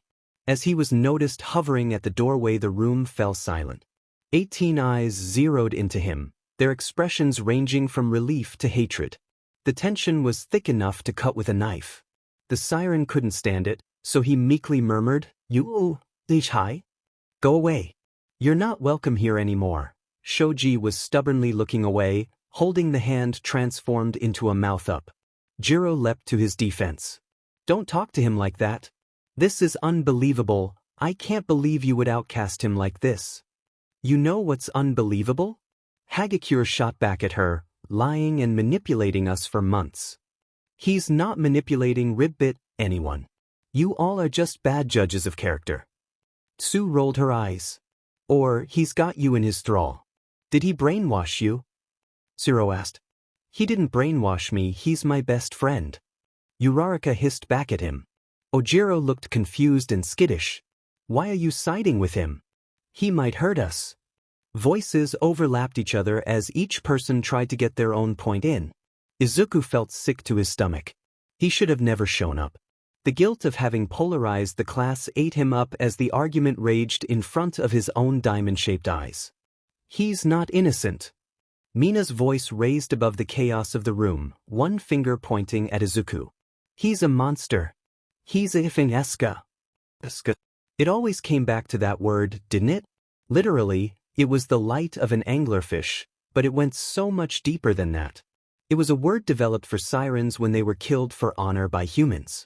Its use had been mostly discontinued, but Mers and humans alike used it to degrade sirens.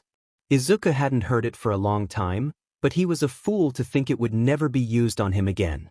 Eska, the only scar he had hidden from everyone but the ones who had given it to him. Eska, the word carved on the back of his neck, just below the ends of his green hair.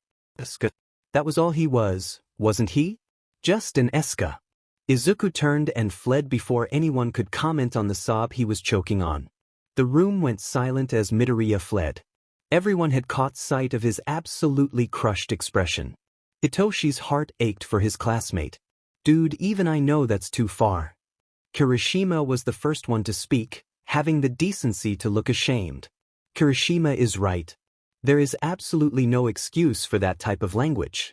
You not only used a slur, you used it in front of a classmate of whom it applies to. Give me one reason I shouldn't report you to Mr. Aizawa. Tenya looked more upset than Hitoshi had ever seen him. Likewise, rage began to bubble in his own chest. Scowling, he made his way to Ashido, glaring her down. Where the F do you get off? Eska? Are you that low? He was effing bullied and scarred using that word, and you have the indecency to repeat it. And for what? Some satisfaction for winning the argument? Your ignorance makes me sick. Ashido looked unsure and a bit guilty, like she was actually questioning her own actions.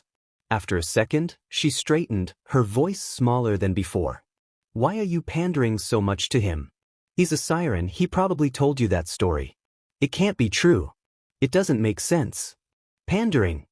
Hitoshi laughed mirthlessly. Beach, I'm quarter siren.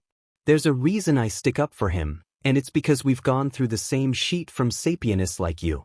It may not fit your pretty little worldview, but I don't give a DMN. Grow some empathy for once in your life. I'm going to check in on Midoriya, who's probably reliving some unpleasant memories because you don't have a filter. Ashido was left staring as he swam out of the hall, anger still simmering under his skin. Oh Eska, I think you're forgetting something. A sharp voice jeered from behind 12-year-old Izuku. The latter turned around warily, hands held close to his scarred chest. That I am? Nouyuki, a tormentor peer of Izuku's, smiled too widely behind him. Teo snickered behind him as if he were witnessing a practical joke. Izuku's instincts screamed to run away. I don't think I'm missing anything. Whatever it is, you can keep it. Terror gripped Izuku as a hand gripped his arm. Teo's expression was that of a shark that had its prey squirming in its jaws. Oh, I think you need to remember, though. Remember, what? Your place, Eska? Nouyuki crowed. Izuku was pinned to the seafloor at the speed of a sailfish's swim. Behind him, he heard Teo's magic activate, cruel claws that he had been subject to too many times. Let me go.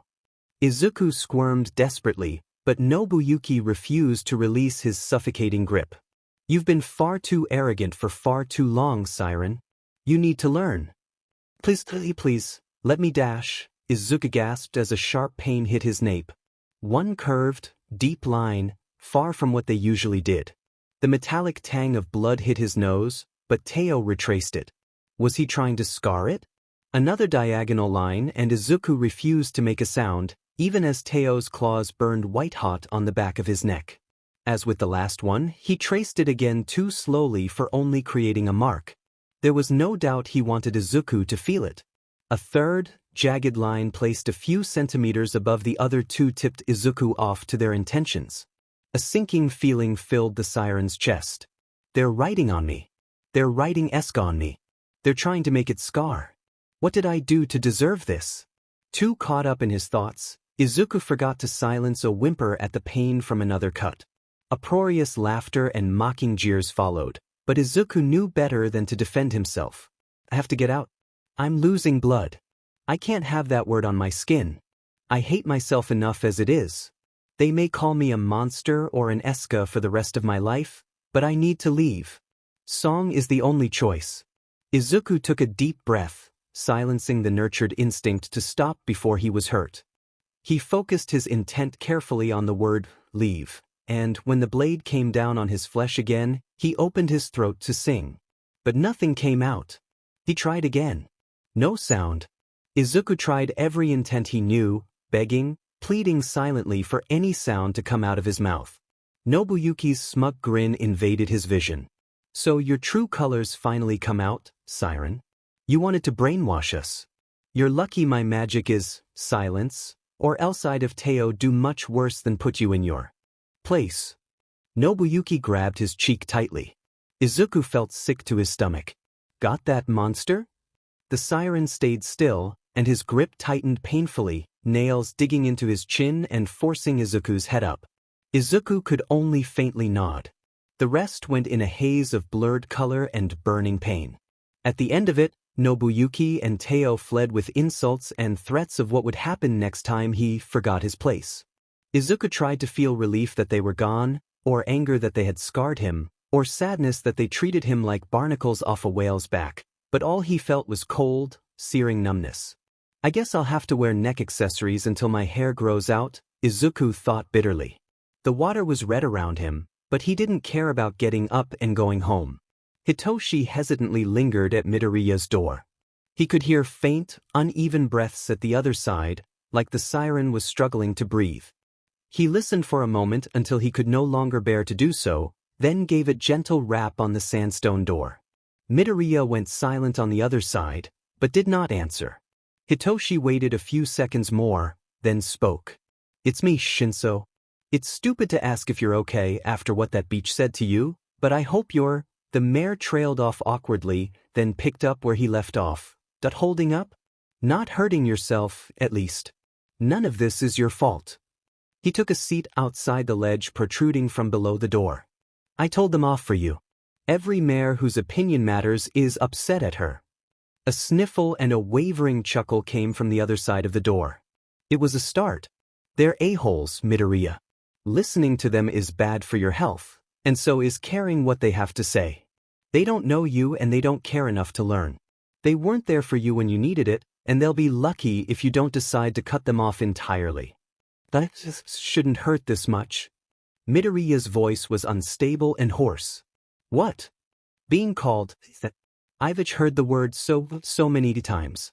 It used to be like a nickname for me. But now I hear it once and I just unravel. It's pathetic. It's not pathetic. Midoriya, that word is an actual slur. There's nothing pathetic about disliking its use. And so what if you used to be able to listen to it? The fact that you aren't now means that you're healing. A muffled murmur slipped through the door, but it was too quiet to make out. Can you let me in? I want to talk face to face. No. Not right now. I can't, I don't want to see others. Not even you. Sorry. Hitoshi shrugged. Alright, that's okay with me. Do you still want to talk? I just need to think. Midoriya's voice was more even, like he was glad Hitoshi understood. I'll leave. Can I get anything for you? Thank you, but I don't know. Tell me if you change your mind. There was no answer, but Hitoshi didn't hear any more crying, which was an improvement. Hesitantly, he left once more. And by the end of the night, there was a white fin tuna placed as an offering on Izuku's ledge. Mina flushed in anger and embarrassment. Why did Shinszo have to say that? Now I'm confused. I was right, wasn't I? My instincts are never wrong. But, the traitorous little voice inside her head murmured, if he was right, then what? You would have only made Midoriya's issues worse, and then who would you be? Just a washed-up little fish who tangled up the net and for nothing in return but capture. The pink mare heaved an annoyed sigh and turned to her friends. Do you think that was a lie, or is it just more siren tricks? Ajiro looked down, regret shining in his air-slick eyes. Did you see the look on Mito's face? He told the truth. We messed up. What if he never talks to us again? Ag, are you mad? Sirens. They're good at lying. Can't trust a thing they say, Toru sniffed. Unless you want to get manipulated again. Well, then I guess you can call me gullible, 'cause I think we were wrong in this. Ajiro's voice was strong, almost a shout. I knew he was innocent from the beginning, but I was too pathetic and cowardly to say it. I went with the majority, and what good did that do me? A broken friendship with a broken siren. We hurt him. If you're not ready to admit that, I don't think we can be friends anymore. Denki sighed. I dunno, Mina. I think I'm with Ajiro on this one. Midoriya seemed pretty genuine when I talked to him, and when you called him, it just gave me bad vibes. Toru looked between them. Well, fine. You guys can go and get brainwashed, that's fine with me. Don't come crawling back when you realize life isn't as caustics and corals as you thought. Mina looked between them. Well, that doesn't answer my question at all. What about you, Mina? Toru swiveled her head.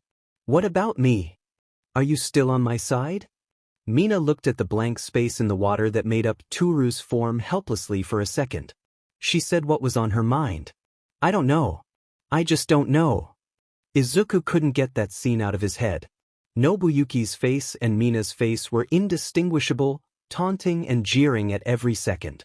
Shinszo's company had helped, but the immense guilt that the siren felt at dragging another mare into his personal drama stopped him from calling the purple hybrid back.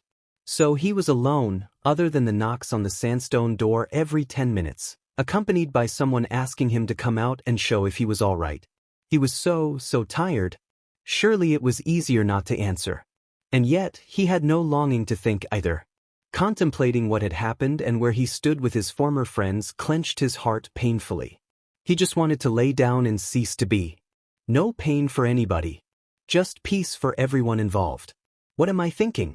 Come on, Izuku, stop thinking about things that can never happen and just distract yourself, the siren thought with a shake of his head. He fumbled for his notebook with the goal of doodling or researching to drown out his intrusive thoughts, but the notebook fell open to a well-used page. Such as the intent of the Homo sapien canticum, more commonly known as Esca, or Siren, a curious thing indeed.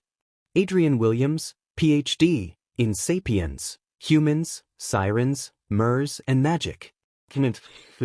Mastery, proficient. Times used, 3, 4, 5 most purposefully used intent. The leave intent is the spell I use the most to get them away for various purposes. Works best in stressful situations. Not mstred, but proficient. Imagine a magnet or a shockwave pushing the mare or monster away. Well, great, this sure helps me not think about my defect. Izuku rolled his eyes. If only there were an intent that could fix my life, because I don't think anything can patch it up now. Shota made another red mark on the paper in front of him. 76%. Ashido was smart, but she never bothered to study. She needed to work on that, if her test was any indication. He moved to grab another paper. Name, Izuku Midoriya. Ah yes, Shota's problem child, the one caught in the eye of Thursday's events. They had a few days off, courtesy of Nedzu, the dolphin in charge of the schooling system of UA. Personally, Shota didn't think that was near enough. Not for the sake of physical recovery, but for mental. Trauma takes more than time to recover from. They should be seeing therapists, not stewing in their own bad memories. Shota's thoughts were interrupted by a knock at the door. I'll get it, he shouted to his husband. Hisashi gave a sound of assent from another room. Shota's muscles ached from his injuries, but he ignored them in favor of seeing who it was. Sup, Dad? His son smirked. Shota absolutely refused to admit that he and Hisashi had basically adopted the siren by this point. Hitoshi, shouldn't you be not here? Shota asked with a quirked eyebrow. Yes, well, we have a little situation. My favorite, Shota remarked drily. Well, you adopted me, didn't you? Anyways, your class treated Midoriya pretty badly today and I'm worried he's having a breakdown. He won't answer the door to anyone. I barely got him to speak. That won't stand. I'll talk to him and the rest of the class. Hitoshi muttered something that sounded suspiciously like, called it. Shota didn't dignify it with an answer. Shota rapped his fist against Midoriya's door. And when he didn't answer, tried again. Still no response. Problem child, I know you're in there. I'll have to unlock the door if you don't answer it. A creak permeated into the open water. Shota could see Midoriya's pale face from the other side of the slightly ajar door. What dash? Mr. AI, Kai, Aizawa? Why? The kid seemed anxious, as if he was expecting an attack at any moment. Some part of the light in his eyes had died. Shota wasn't an emotional mare, but he felt a tug at his heartstrings as he took in the siren's shape. Your classmates are worried about you. Shota took a seat on the floor as he spoke calmly.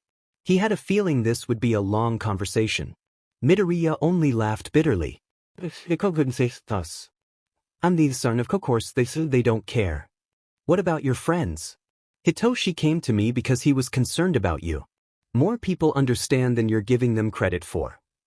I just don't know why. They care about you, kid. And so do the others, they just don't know how to take it yet. There's a disconnect between your kindness and normality and the stereotype of a siren that they learned about since they were guppies. And it stay that wa. I know how this goes. Midoriya was looking down, his fists clenched. I know it feels that way, but I promise you it will get better. This is the worst to come. Shota's tone was carefully even. I thought it was already supposed to be better. The every time I dared to think it might get better, I get hurt, or poisoned, or abused by my peers for something I can't control. Every day I tried to convince myself it would get better, and it never did. I'm not falling for that again. Not again. Midoriya's voice was desperate and sad, voice cracking at the last few words. He buried his face in his hands and let out a series of quiet, choked sobs. Oh shit. Shota had misread the situation and badly. The full body flinches, the stuttering, the lack of self-worth, the distrust. He thought the kid was just anxious, but the truth was worse, painfully so. Do any of the perpetrators live in U.A? If so, I need names. This is a no-discrimination zone. Somehow, Shota's voice remained steady. Like the snap of a RBB band, shock and distrust replaced the sadness on Midoriya's face. His next words were so quiet Shota had to strain his ears. I wasn't supposed to sheet dash. I didn't mean to say I. Never mind. You don't have to pretend to care. Kid, the anglerfish mare sighed, I'm not pretending to do anything. The siren's lips thinned into a bitter smile. Even if you do believe me, you see, can't do anything. I don't think this is in his vocabulary. The starburst burns, the way he flinches around him, the complicated history between them, the way he pulls Midoriya aside. Your tormentor is Katsuki Bakugo, isn't it? Shota knew he was right the moment the words came out of his mouth. Izuku didn't trust easily. Not after his trust was crushed under the cruel fists of those he had known years ago. It almost guaranteed pain if he let down his walls in the past, so the present shouldn't have been very different. But somehow it was. He had friends now. Aizawa even said so. Aizawa. That was a situation, wasn't it? The dark-eyed mare said he wouldn't talk to Katsuki about his former behavior if Izuku wasn't comfortable and if he wasn't being harmed physically, but how true was that? It was said in earnest, but Izuku didn't believe the words for a second. It went against all he'd ever known. What he knew was fake smiles and empty words from the kindest of adults, and barely veiled abuse from the worst. Last time he'd gone against his own ideals, Kuwahara had racked his body with venom that sat like fire in his veins for weeks. So Izuku wasn't too trusting. He wasn't a fool. He'd learned his lesson. Except, apparently he hadn't. Apparently, Katsuki and Kuwahara and Teo and Nobuyuki still hadn't squashed his optimism, because he found himself wondering what if he can actually help? What if it's different this time? Izuku knew it was wrong, but he let himself dream, just for a little bit, that Aizawa would keep his word. Bakugo, you knew him best. Kirishima's puppy dog eyes were wide. Please at least try to get him? All of us have, he's not answering. Yeah, we just want to apologize. Kaminari put in as if it would help. For the last time, I'm not his FING babysitter. He caused this sheet by lying, he'll clean it up. It's not my fault people hate him. Actually it is. You outed him, Beach. Take responsibility. Ears F gave a deadpan stare from across the impromptu meeting in the dining hall. Alright, let's not fight. Come on, Katsuki please. Kirishima's face was wide and pleading, and Katsuki found himself blushing against his will. Fine, just don't pester me when it doesn't work. A chorus of thank yous followed him. He didn't dignify them with a response. Pisage, acting like I'm the one to blame for the stunt Deku pulled at training. He went silent and sheet, what was I supposed to do? The FS door was pressed tightly shut. He hadn't even noticed the fish on his ledge. Katsuki pounded on the door. Deku opened it a crack, but apparently realized who it was and tried to slam it shut. Too late. Katsuki had already grabbed onto the edge. Hey freak, what are you doing slamming the door on me? Deku looked like he'd seen a ghost as Katsuki shoved his way inside. You want to tell me why those fuckers are saying you're locking him out? Kaken, please Lilith. Ha, you really think I'm that weak? You're so much worse than you were before you. You never used to beach and I'm in your room when you got called an Eska. Does this mean you have to be put in your place again? Because I'll be glad to do it. Kaken dash. You want to fight back? I'll give you a fight. Katsuki grinned, palms creating flashes of light and swarms of bubbles in the tension-thick water. Please stop. Stop. Make me Eska, Katsuki spat. His sparking palm descended on the other boy, but it was caught by a hand crackling with green lightning.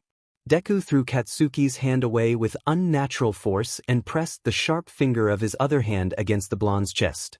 He looked angry and hurt, with tears of frustration decorating the corners of his green diamond eyes. Why, you know what? I'm not dealing with being your PU punching bag anymore.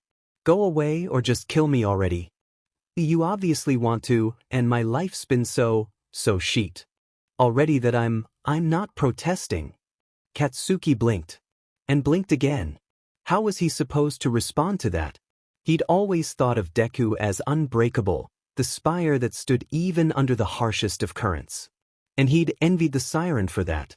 So he'd taken some sick satisfaction in being that current and trying to break the unbreakable. And now he was seeing that the spire he'd been slowly chipping away at was not as perfect as he thought it had been. There were cracks that he'd never even noticed, and he'd caused them. You don't even realize how much you've hurt me, do you? You never even stopped to think about your actions. When you said I should kill myself, I almost did. And maybe I should have. I'm just a waste of a space, right? You're an a-hole, Suki. That's all you are. Deku dash. You don't tell me. They just leave. Katsuki clenched his teeth in uncertainty and reached out. For what, he didn't know. Deku just turned his head away. I said leave. The command wasn't a song, but the pull of it was just as intense as one. Behind it, Katsuki could feel the years of heartbreak Deku had gone through. And he followed it, whether by his own will or Deku's.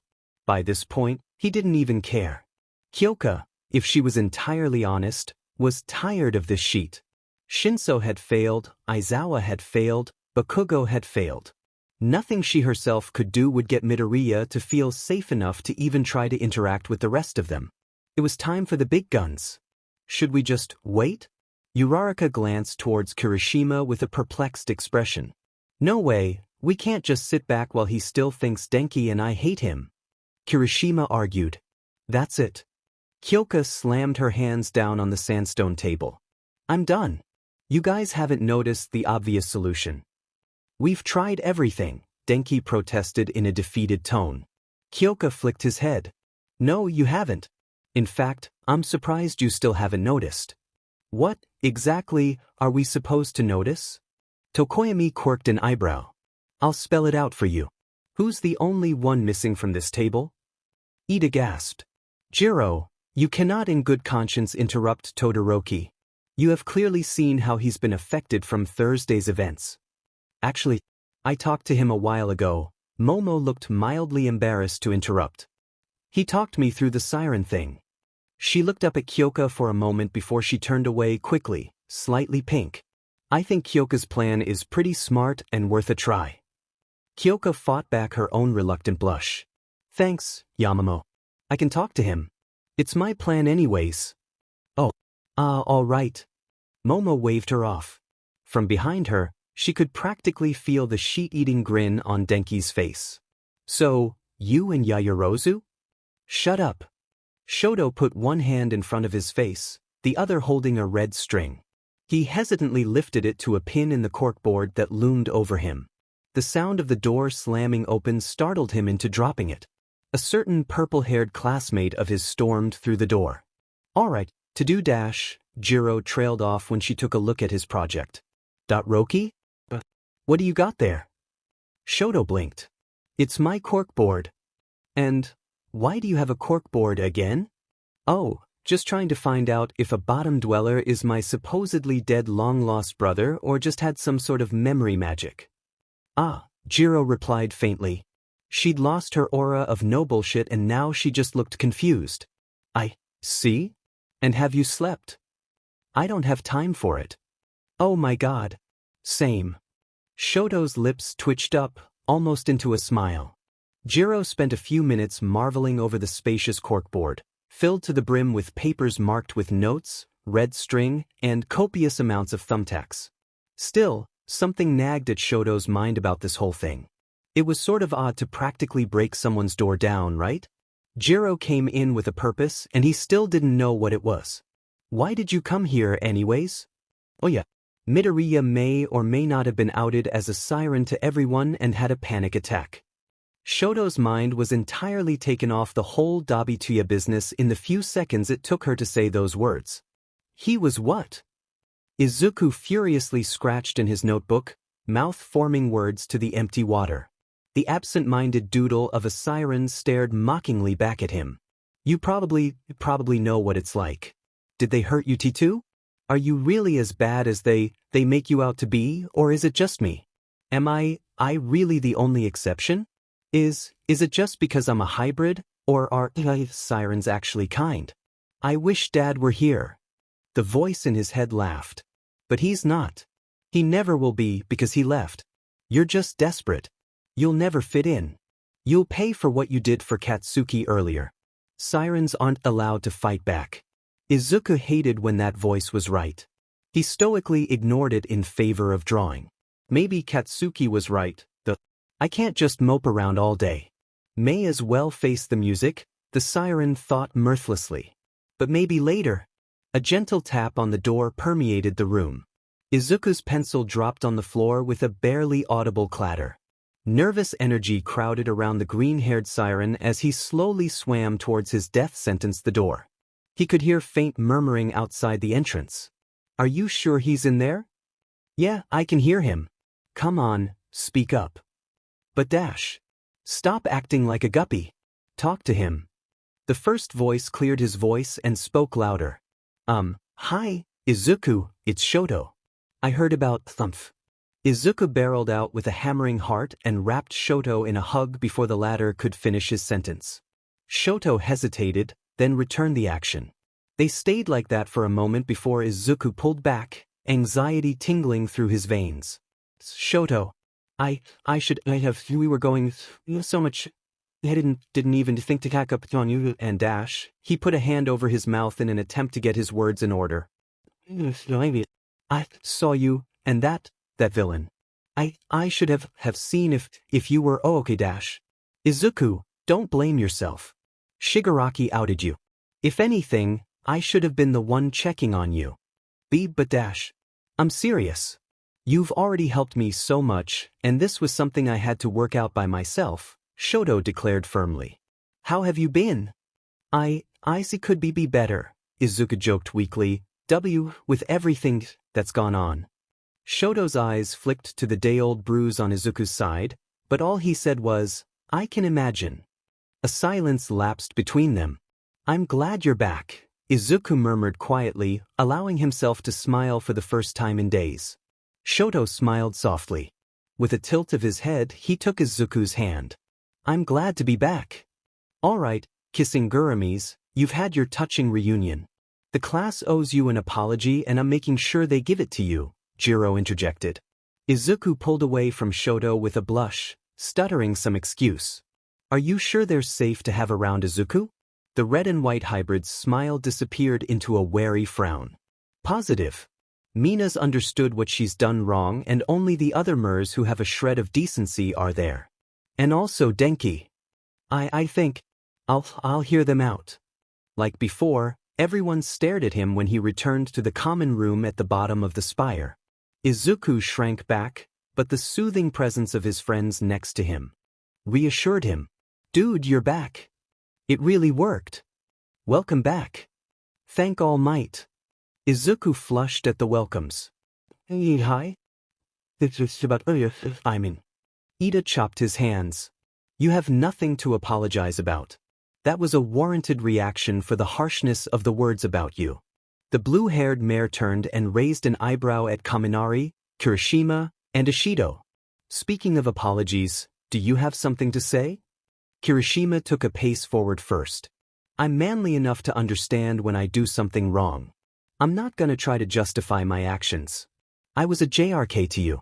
I didn't defend you, and for that, I'm no better than anyone else that insulted you. I'm really sorry. Kaminari added on before Izuku could wrap his head around the words. Yeah. I jumped to conclusions and that wasn't cool. I should have remembered the real you, not the you I wanted to see. Izuku's words weren't working right. There were so many things he wanted to say. This wasn't something he'd ever really dealt with. Every mare he'd met was unapologetic about hating him, but now it was different. This entire colony went against his expectations. Kirishima and Kaminari were still staring at him expectantly. Quickly he blurted out, It's fine. The two seemed appeased. They both glanced back at Ishido, whose mouth was a tight line. She fidgeted with a slowly descending bubble of gelatinous, high-pH acid. It's my turn, isn't it? Jiro's eyes narrowed. Get on with it, Mina. You'd better make this good. Look, I'm not going to pander to you. Ishido met Izuku's eyes. This is already embarrassing enough. I have my pride. She took a steadying breath, then pinned him down with a piercing stare. I can't say that I trust you like I did before. I can't even say I respect you fully. But I will say that what I said before crossed the line. I'm sorry for labeling you, but not my judgment. We may not be friends like before, but I'll tolerate you. You deserve that much. The room's glares were angled on her, but somehow, Izuku found it more comforting than either of the others' apologies. It was kind in the familiar sort of way. There weren't any false promises behind the statement, because it was brutally, almost unkindly, honest. You understand that. Thanks. That's all I wanted to say. Ishido put up a peace sign and swam quietly out. That beach dash, Jiro bared sharp teeth. She's okay. I seriously don't mind. At least she's being honest. Shoto shrugged to Jiro, but didn't say anything. Meanwhile, Kaminari approached Izuku quickly, dipping a bit too much into the latter's personal space for comfort. So, dude, have you ever brainwashed anyone? No? You do realize that brainwashing isn't something any siren can do, right? Are you, talking about his songs? Because I usually only use them by accident. I can count on both hands how many times I've used intent on purpose. Kaminari stared at him. You can't brainwash? And I thought you'd use songs all the time. Seems awfully convenient. So, making someone do something against their will is cruel. I may be born as a siren, but not all of us are okay with our abilities, let alone use them. Kaminari seemed properly chastised. Sorry, I assumed again. It happens. Izuku smiled slightly to show he wasn't mad. You can still ask questions. Kaminari brightened. Okay, how do you control things? Like, what does it feel like? Oh, that's a pretty difficult question. To describe, well, there's this thing called intent, and It's the thing that enables a siren song. Siren without it can put others under their influence. Feels sort of like buzzing under your skin if it goes too long and used. And it can be turned off, mostly, but it won't provide any satisfaction when singing. So, intent can be strong, or it can be weak, and that dictates the effect or duration or time of mastery for specific spells or intents. Mine is pretty medium B, but I know firsthand that Stain's is strong. The only people who didn't react to that were Ida and Todoroki. Stain? What do you mean, firsthand? Stain. Kirishima was the first one to speak. Fought him? Didn't you know? You even made a comment about it when I got back. What the F dash? Mr. Aizawa only told us about the siren part, not that you actually fought and won against a notorious serial killer part, Kaminari spluttered. Why does this not surprise me? Shinszo asked the empty air. Ida was with him, ribbit. He should know if it's true or not, Tsu put in. Ida looked like he was fighting between amusement and shame. It's true. That was not the answer I was ribbit looking for. Midobro, how do you keep getting into these situations? Kirishima asked, mouth still slightly agape. You're gonna give me a migraine, Shinszo muttered. Izuku's heart lightened at the looks on everyone's faces. He didn't try to stop the giggle that burst through his lips. Things were looking up. Shota opened the wide door of his classroom for the first time in 5 days. He held his breath, preparing for the worst.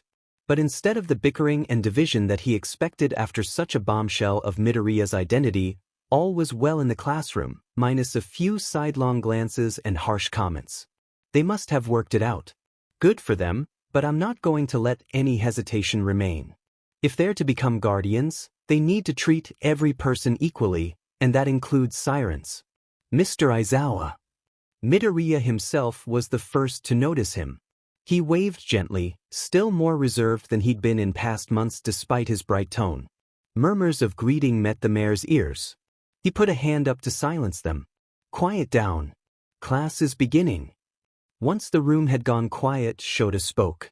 In light of recent events, today's homeroom will be different. I will meet with each of you one-on-one to discuss resources you might need or advise you on anything you might be wondering. Today is meant for your individual needs and safety, so don't feel the need to hold anything back.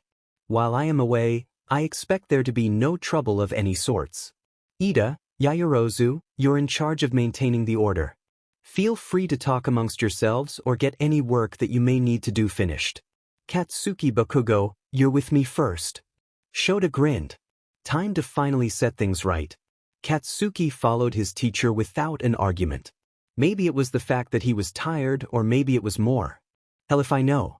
Logic has always made more sense to me. It gets things done better than emotions, Katsuki scoffed inwardly. Aizawa stared the blonde down quizzically. Why do you think I called you in first? Why the F should I know? Could have been random or some sheet, Katsuki scoffed. The older mayor shook his head. I'll be frank with you, Bakugo. I think you should attend anger management classes. A whirlwind of emotion coursed through Katsuki's veins. Confusion, anger, disbelief, outrage. You don't realize how much you've hurt me, do you? Understanding. Fine. I'll do it. Whatever. Aizawa looked a bit surprised, but he didn't comment on Katsuki's quick acceptance. That's good. I'm glad. I already realized I'm a shitty person, what more do you want from me? Katsuki growled. I don't believe you're a bad person. I don't believe anyone is naturally a bad person. Your actions may have been bad, but it's just something to work on. Do you understand? Katsuki flushed at the words. Is he being honest, or is this just something to mock me with? I swear, if he's trying to make a fool out of me dash. I understand your reservations, but this will be good for you. I can schedule an appointment with Hound Dog any time that you're free. The blonde mare nodded warily, trying to judge the man's intentions. Katsuki was bogged down by two extremes, instinct and guilt. He could only hope that they would be gone soon. He and Aizawa slowly worked out the timing, the former cautious in every step that he wasn't being made a fool of, By the end of it, everything was set. Katsuki was due to take classes every Sunday for anger management, without any judgment. Aizawa was calm and logical every step of the way. Katsuki couldn't help but be grateful. Maybe the anglerfish wasn't so bad. What do you think's taking so long? Mina asked Denki. I don't know. He didn't elaborate. Denki was still a bit chilly with her over the whole apology thing. Maybe he yelled at Aizawa or something. Maybe. He could be going to detention, Mina remarked. Sure. I could see it. Denki turned away from her with a definitive shrug. Mina could feel anger simmering under her pink skin. Look, I said sorry, okay? Mina glared at the eel-mare. He forgave me, I don't hate him, what more do you want? I don't know, maybe actually treating him like you did before you knew. Denki slammed his hands down on the desk, bringing himself to full height. Stop being sapienist. I'm not being sapienist, I'm upset because he lied. If he'd told us dash, then you'd never have given him a chance. Just because dash. Hey, let's calm down, okay? Mr. Aizawa told us dash, Yaoyorozu started. I don't care what Aizawa said. He's not the one ostracizing me for doing what I think is right. Mina crossed her arms in front of her chest. Unlike Denki here. Denki opened his mouth in outrage, but a cool voice behind them interrupted. He is the one standing behind you, though. I called for order, didn't I? Well, don't do it again. Mina Ishido, it's your turn. Mina paled but stalked after her teacher. Once the door was closed, Aizawa's strict expression dropped into an impassive one. Ishido, it's come to my attention that you're not fond of having a siren in the classroom. It's not that, Mina defended, acid pooling in her pink palms. He lied to me. To all of us. I can't trust someone like that. Why did you even let him do it? You knew. Would you have given him a chance if you knew he were a siren? Well, maybe dash. Be honest. Or no. But that's not my problem. He shouldn't have lied. What other choice did he have? It's not all about you. Life is naturally harder for him because of how he was born. He thought it was right, just how you think what you're doing is right, Aizawa said calmly. Mina pursed her lips. Fine. Whatever. I still don't need to be friends with him. It's true, I can't make you do anything you don't want. I just need you to understand him from his point of view. If you would like resources about sirens, I have a few books that shed light on the subject in an unbiased way. The pink mare shrugged. Sure, I guess. Izuku looked down at the numbers carefully written in the signature curves and sharp lines that made up mare tongue. Shoto leaned over him, watching and listening intently as Izuku explained. Kaminari didn't have to fight with Ishido like that. I wish he would realize that it's actually okay. I don't want anyone to lose friendships over this.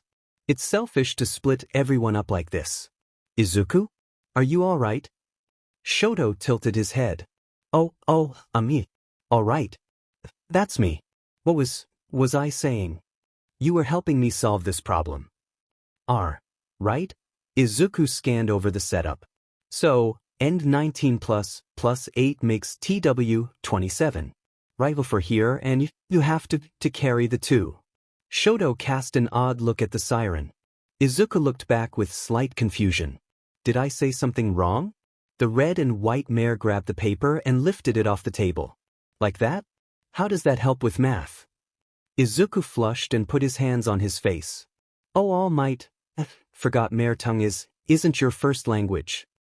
So sorry, I meant you should write it above here. Like this? Shoto let out a light, airy laugh that stopped Izuku's heart. I've never heard him actually laugh before. It's really handsome. I mean nice. But I'm glad he's recovering. The other hybrid seemed to notice his staring. Oh, sorry. Oh, it was cute. I mean good. Very nice. I don't think I've heard you laugh before and dash.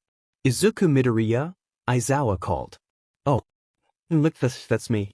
See you later, Shoto. Izuku hurried away, heart thumping and face flushed. What was up with him? Shoto asked aloud to himself. It's called gay, Jiro replied from the next desk over. Oh, I wasn't aware that word had another meaning too. It doesn't. Izuku sat down heavily. Sorry. For, taking a moment. Aizawa muttered something that sounded suspiciously like teenage drama. Anyways, what did you want to talk to me about? I have 3 matters to discuss with you today, and I'm afraid you might not like any of them. First of all, it has come to my attention that you're still being physically harassed in the colony. That won't stand. But it's not that bad. It's only like tripping and bruising and stuff. I understand, but no amount of physical harm is acceptable to you, nor any of my students. If it were Uraraka that were being hurt, would you stand by? Oh, of course not, Izuku defended. But that would never happen. Yes, but if it did, it wouldn't be tolerated. Just like your case. What, other than your subspecies, makes you so different from those around you that you deserve to be treated like that? Aizawa raised an eyebrow, his tone still cool. The siren looked down, silent. That's what I thought. You don't deserve this, contrary to what you may have been told to believe. Even if I don't, do I do? Tell me or any other guardian, and it will be dealt with carefully so as not to ignite the problem, but quell it. It's hard, but put some trust in UA. We understand these types of things, sometimes better than the victim. Izuku looked at his teacher, wide-eyed. Could he really trust like this and not be spurned? I want to hope. I want to be okay. He slowly nodded. All right. Aizawa smiled slightly. Good. I'm glad. Now that matter is dealt with, on to the next. I believe that you should attend therapy in the coming years. What? Therapy? My mind is fine. Izuku pulled back, confusion and concern glittering in his diamond-shaped eyes. I never said it was. Therapy is simply a healthy outlet for bottled-up feelings or trauma. From the way you've been talking about yourself, it's highly likely that you need it. I don't. It's fine. I'm fine. You have it wrong. Kid, therapy is nothing to be ashamed about. I'm not going. You can't make me. The older mare heaved a sigh. You're right in that I cannot make you do anything. If you change your mind, the offer is open any time. Won't. Aizawa shrugged. Whatever happens. Either way, this brings us to the last subject. I'm going to have to tell your parents or primary guardian about the way you've been treated in the past. It's long overdue. Mr. Aizawa, you can't. Can't know. Izuku waved his hands in front of his face desperately. Unless she's abusive or dead, in which UA can certainly take custody, she deserves to know. I will not lie by omission any longer. She's a worrier. She'll think it's her fault. Is it?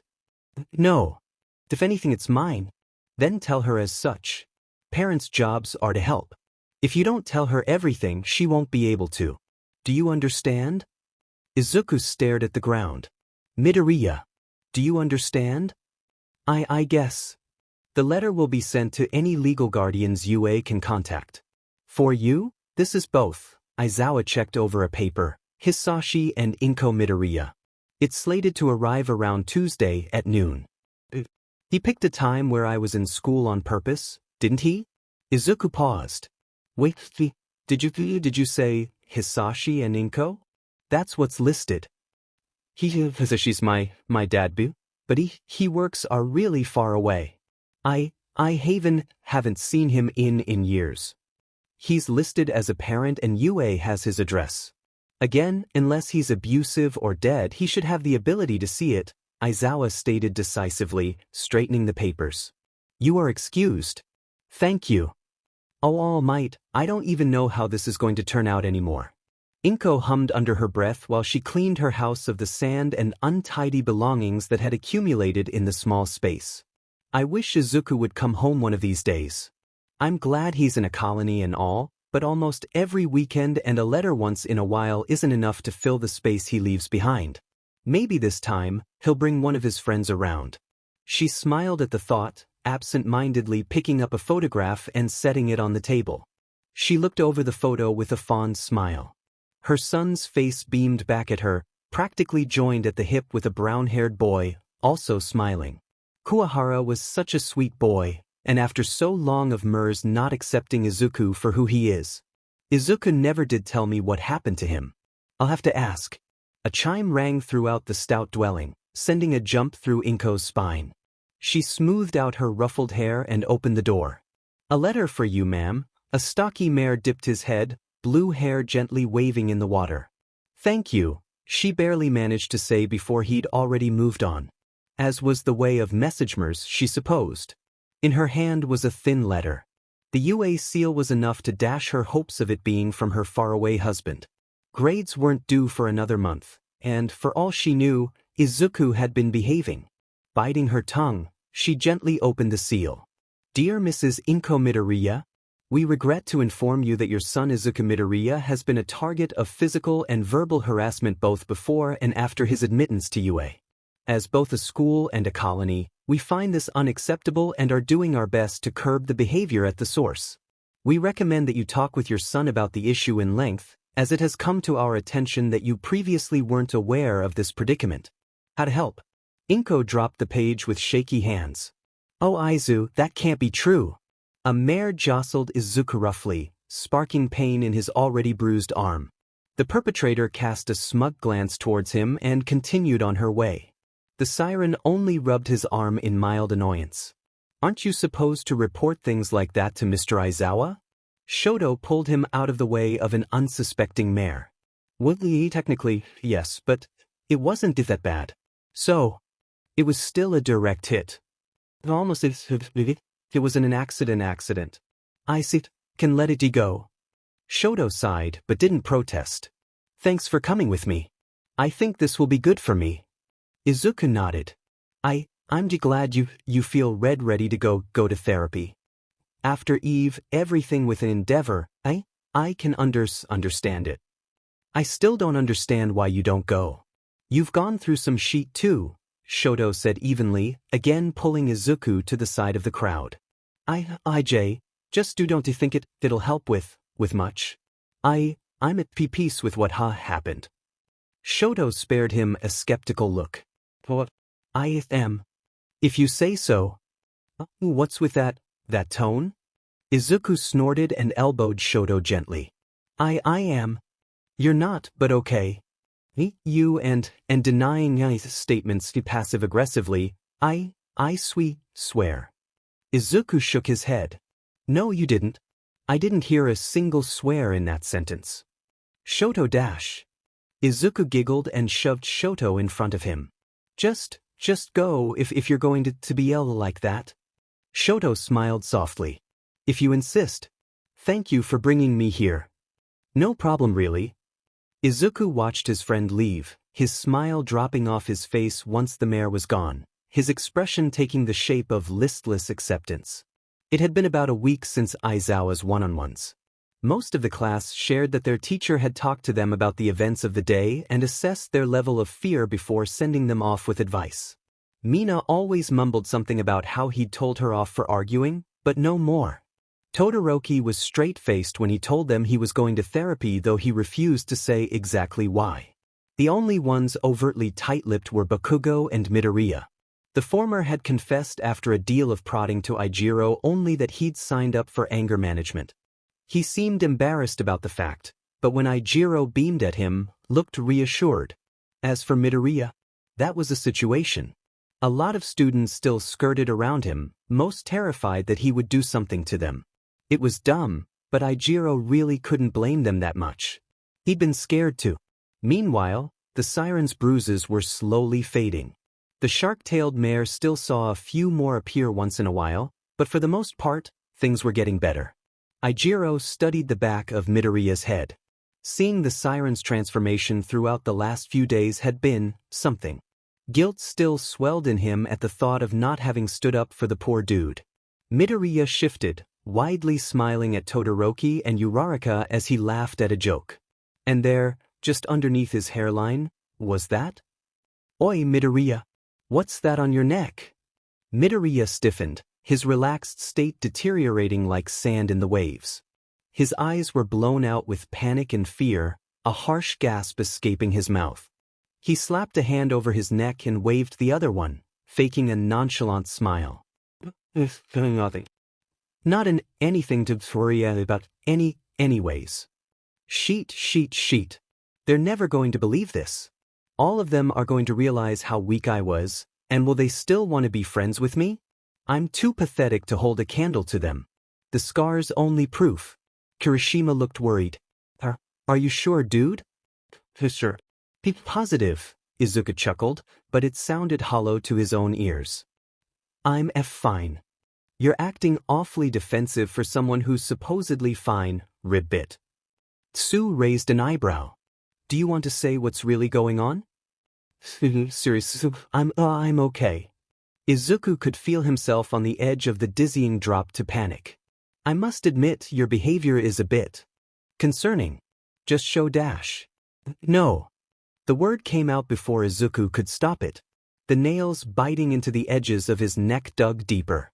Oh all might, they were all staring at him. Was the room always this dizzying? Countless expectant eyes bored into his skin, concerned, judging, predatory, hunting. His mind screamed to run far away until the eyes couldn't follow him. He backed away, hitting the door and slamming it behind him blindly. What a coward you are. Is running your only solution? They've already realized how pitiful you are, they're only stringing you along because they feel bad for you, his mind crowed. Izuku didn't like his mind very much. Kirishima looked pale. Katsuki tried not to care, but concern wormed into his veins. I didn't put anything on his goddamn neck. Maybe Kirishima saw it wrong. Maybe it was just FANG Deku's clumsiness. I know sure as hell I'm the only one who went after him. What was that? Uraraka tried to sound unworried. She failed. Yeah, what did you see? Mina tipped her head. Kirishima looked down. I could have sworn. I saw words. One word. A tattoo. Kirishima suggested. No. A scar. Saying dash, the shark mare swallowed, Eska. A silence thick enough to touch permeated the room. What the F dash?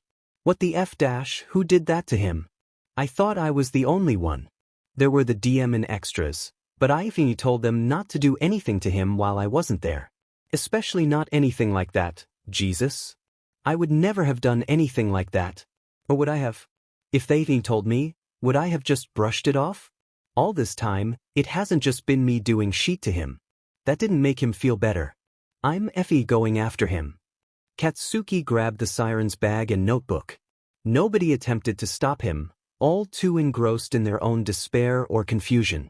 That is, until a wave of ice blocked his way. No you don't. I don't think Izuku wants to see you right now. Half and Half's eyes held an accusation, silently asking him if he had been the one who wrote that scar.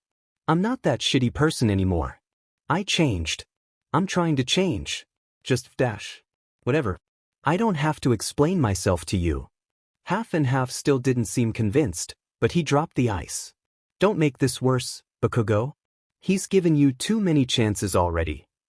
Katsuki nodded, tucked the notebook under his arm, and plowed forward. It was surprisingly easy to find Deku for a siren as paranoid as him. The green-haired boy was shaking among a muskgrass patch around the outer edge of the spires. He seriously needed to change his positioning. It was seriously tempting to catch him by surprise and teach him the lesson. Change. Half and Half was right. He's already given me enough chances. Deku. Katsuki tried to keep his tone level and calming. Instead of the desired outcome, Deku flinched and whirled like Katsuki had hit him. W-Y dash. Sorry. That didn't have dash. Guilt coursed through Katsuki, too easily converted into anger. I don't want your FNG apology dash. He clenched his teeth tightly once he realized what he was saying, and continued in a forced calm. Alright fucker, what was that? Deku looked away hastily, muttering a short apology, still shivering silently. F dash. Whatever. You can tell me when you're not FING having a panic attack. I got your stuff. The siren looked him over without a word, backing away as if he was being offered a bomb. WW, who? You WW wanna from me? An explanation would be nice. He still looked confused and put off, but he started to speak quietly. Through the stutters, Katsuki managed to get the gist of it. 2 extras of his had lured him, silenced him, and marked his neck so as to remind Deku of his position at the bottom of the food chain. I didn't be, because I was as ashamed. I knew that you would me and make it worse because I was weak and you useless. Katsuki sat, far away enough from Deku that he would hopefully feel safe. You're probably right about that. I like to think that I wouldn't have, but I was a effing d-dash. I still am. Feeling superior to you for years on end didn't exactly humble me. I don't understand. Is this some sort of trick? Think it gets old after the faux 14. Jay, just attack me. I don't care, Deku murmured. No. I'm not going to attack you. Listen, I may have been an a-hole, but I always keep my word. Shall SW swear? Deku's smile was tired and sad, but it was a smile nonetheless. I almost forgot about that little game. You have to find a shell and swear upon it, and as long as it stays unbroken, you have to keep the promise, right? You'd always pick the toughest shell so I couldn't break my word. Katsuki stared up at the sky. The memories were broken up and tinged with bitterness, but he couldn't help but feel nostalgia. Deku nodded. I still have one of our shells. The smooth one with all the brown dots. The brown the one that... Yeah. Katsuki poked a lounging starfish, enjoying the sensation of the creature tensing under his fingers. Kakin.